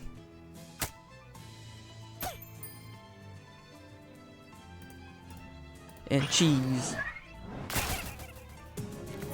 You won! Let's hope you didn't accidentally teach him how to mug people more effectively. We got shoes! We got Birkenglocks. Looks like a Glock and mallet ball. These are sandals made of birchwood with little glockenspiels where the soles should be. Oh, these shoes sound cute. Also, I want to get bewitched. We can now confuse people with magic. Hey, Johnny. Teach me a hobo code. We'll bewitch you. You waggle your fingers mystically at the Hobo King. You want to give me a boon. You believe it to be in your best interest. Look, I already told you, mind tricks don't work on me. Tin foil crown. Oh, darn. Good effort though. I don't know how you got your eyes to go all swirly like that, but it was impressive. I'll grant you the boon anyway. Great. King Johnny takes out a little notebook, writes a glyph on it, and hands you the page. What's this? That is the hobo code symbol for boon. One of my favorite jokes. I wish I got to use it more often. Thanks. Yeah, no, tinfoil.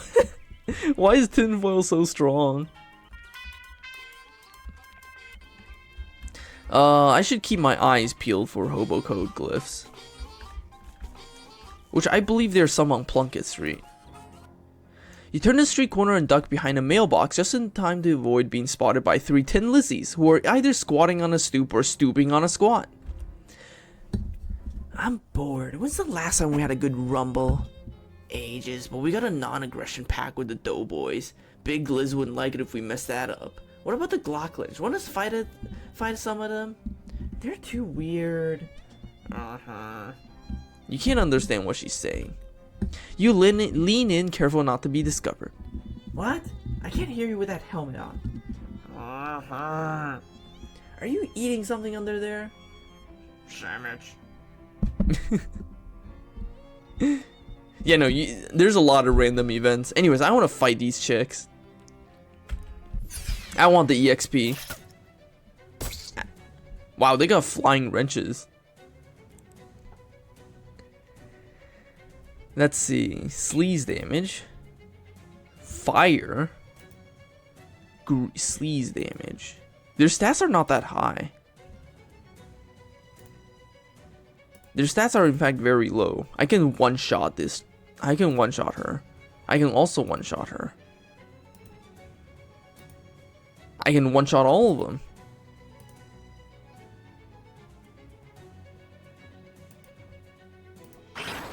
Jeez. Spork.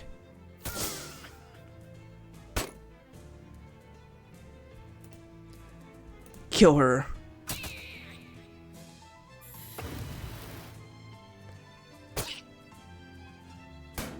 Oh, there goes the turtle. Cheese.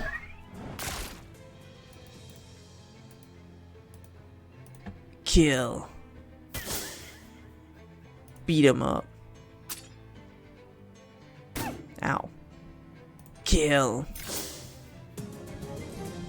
Concealing yourself behind a trash bin, you wait until the Tin Lizzies regain consciousness and limp away, and quietly tail them to the back alley chop shop that presumably is their gang hideout. Back alley chop shop is fun to say. And we'll go there later. We did manage to beat him up though, so that was very satisfying. Oh my god, these shoes. These Glocken shoes. Anyways, there's some hobo code here. The code reads Sandwich April 18, 1858. Huh, what's that all about? 1858. You're really starting to enjoy doing this kind of research. We got the perk News Hound. We get extra EXP from learning new things from newspaper archives. A flattened sandwich has been carefully concealed in the folder for that date. So that's what the code is all about. We got a pressed ham panini.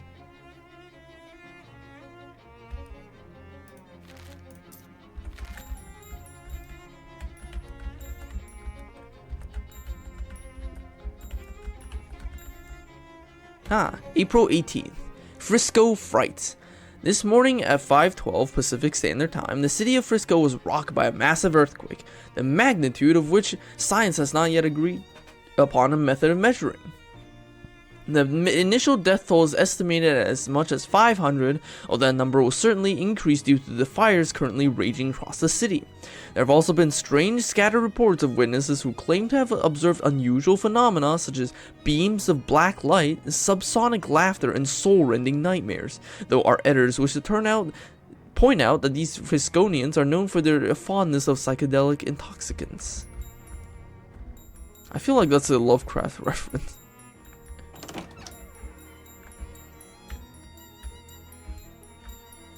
I love these shoes. Alright, Cola War Man. Hi. Hello, how's the grenade project coming? I threw all 6 of them, and 4 of them blew up in my face. Oh, 4 out of 6 isn't too bad. I think I can still sell them. In exchange for your research, I'll give you a discount from now on. How much of a discount? 200 meat in total savings across all future purchases. Here you go. This seems like less like a discount and more like a flat reward. I just don't like doing arithmetic.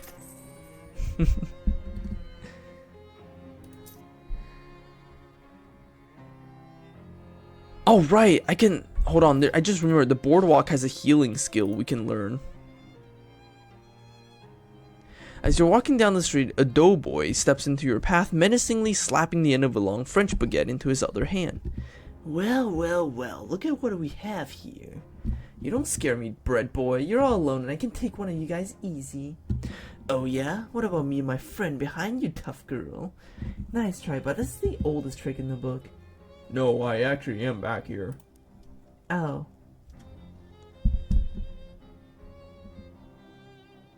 I'm gonna... What? The doughboy's eyes go wide, and there's a loud clatter as the baguette falls to the ground. They stand motionless, stiff as days old.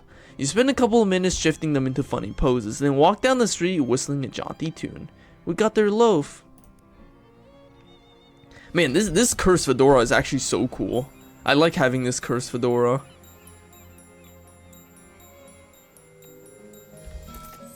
Give me the book. Cooking for health. You flip through the healthy cheese recipes and consider other ways in which cheese might be useful for healthy purposes. We got medical manchego. There's some advanced recipes in the back. We can have it heal 15 HP, but we don't currently need that. We have a healing skill now. While meandering the streets of Ocean City, you encounter a man carrying a medium-sized piece of luggage. Not brief enough to be called a briefcase, but unsuitable as a suitcase for more than 2 suits. Hey there, friend. You look like someone who'd appreciate a fine pair of pants. Do I? What does that even look like? Astute, discerning, even, dare I say it, perspicacious. I have never met anyone who had dare say that word before. Listen, I got a pair of pants here that is gonna knock your socks off. What? He opens his case and pulls out a pair of slacks that are oddly stiff and shiny. Feast your eyes on these babies. What's up with them? They're wax, guarantees grease-proof, and they're yours for only 20 meat. Durable wax-infused trousers, grease will slide right off of you like a grease off a duck's leg. And yeah, using the mind tricks does in fact increase your shadow level. Using any of the cursed items will increase your shadow level, which is why I intend to keep using it. Okay, it's a deal. Great, this is one pair of pants you aren't gonna regret. I'm not gonna wear those pants. Physical armor is a little bit more useful. Anyways, fine, I'll buy your book. Might be useful just to have skills. This Cold War's era army manual ensures that even soldiers whose entire job it was to feed people were still able to inflict casualties. You read the book and learn an efficient, battle-tested method for hurting people with cheese. We got Parmesan Missile. There's some notes scrawled in the margin by some former owner of the book. They're messy, but you could read them if you put the effort in. 3 damage and reduce Moxie by 3. Maybe it'll be useful. I'm not sure. Yeah, we gotta do mind tricks and we gotta do fights.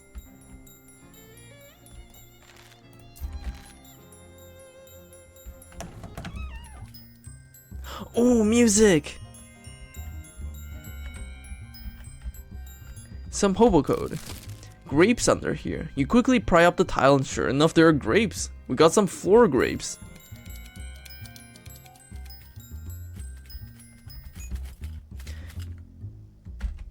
I found some floor grapes. Floor grapes, eh? Well, when life gives you floor grapes, make floor wine, baby. Sounds like a plan. We now have wine, which gives physical armor, which is actually pretty useful.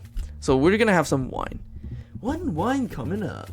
Fancy Dan pulls out a jug from under the counter and pours some into the wine glass. You drink the wine, trying not to remember where the grapes came from.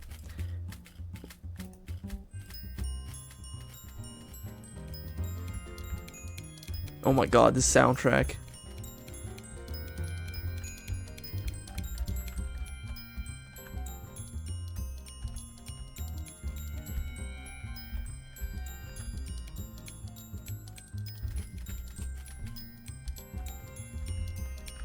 Homie twerking for his life.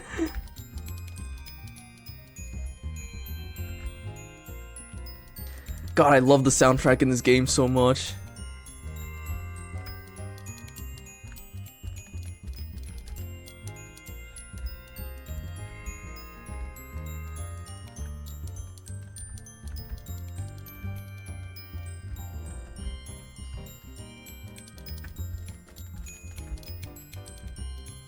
They really put a lot of effort into making these games just such a good experience. The soundtrack in this game genuinely is phenomenal. Like, it's way better than... It's way better than West of Loathing, actually. Get out of my way, dude.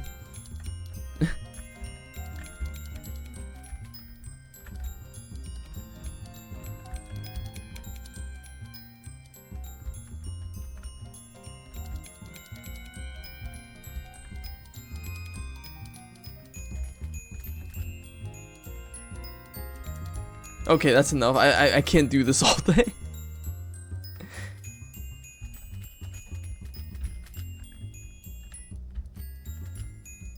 Okay, I can't do that all day.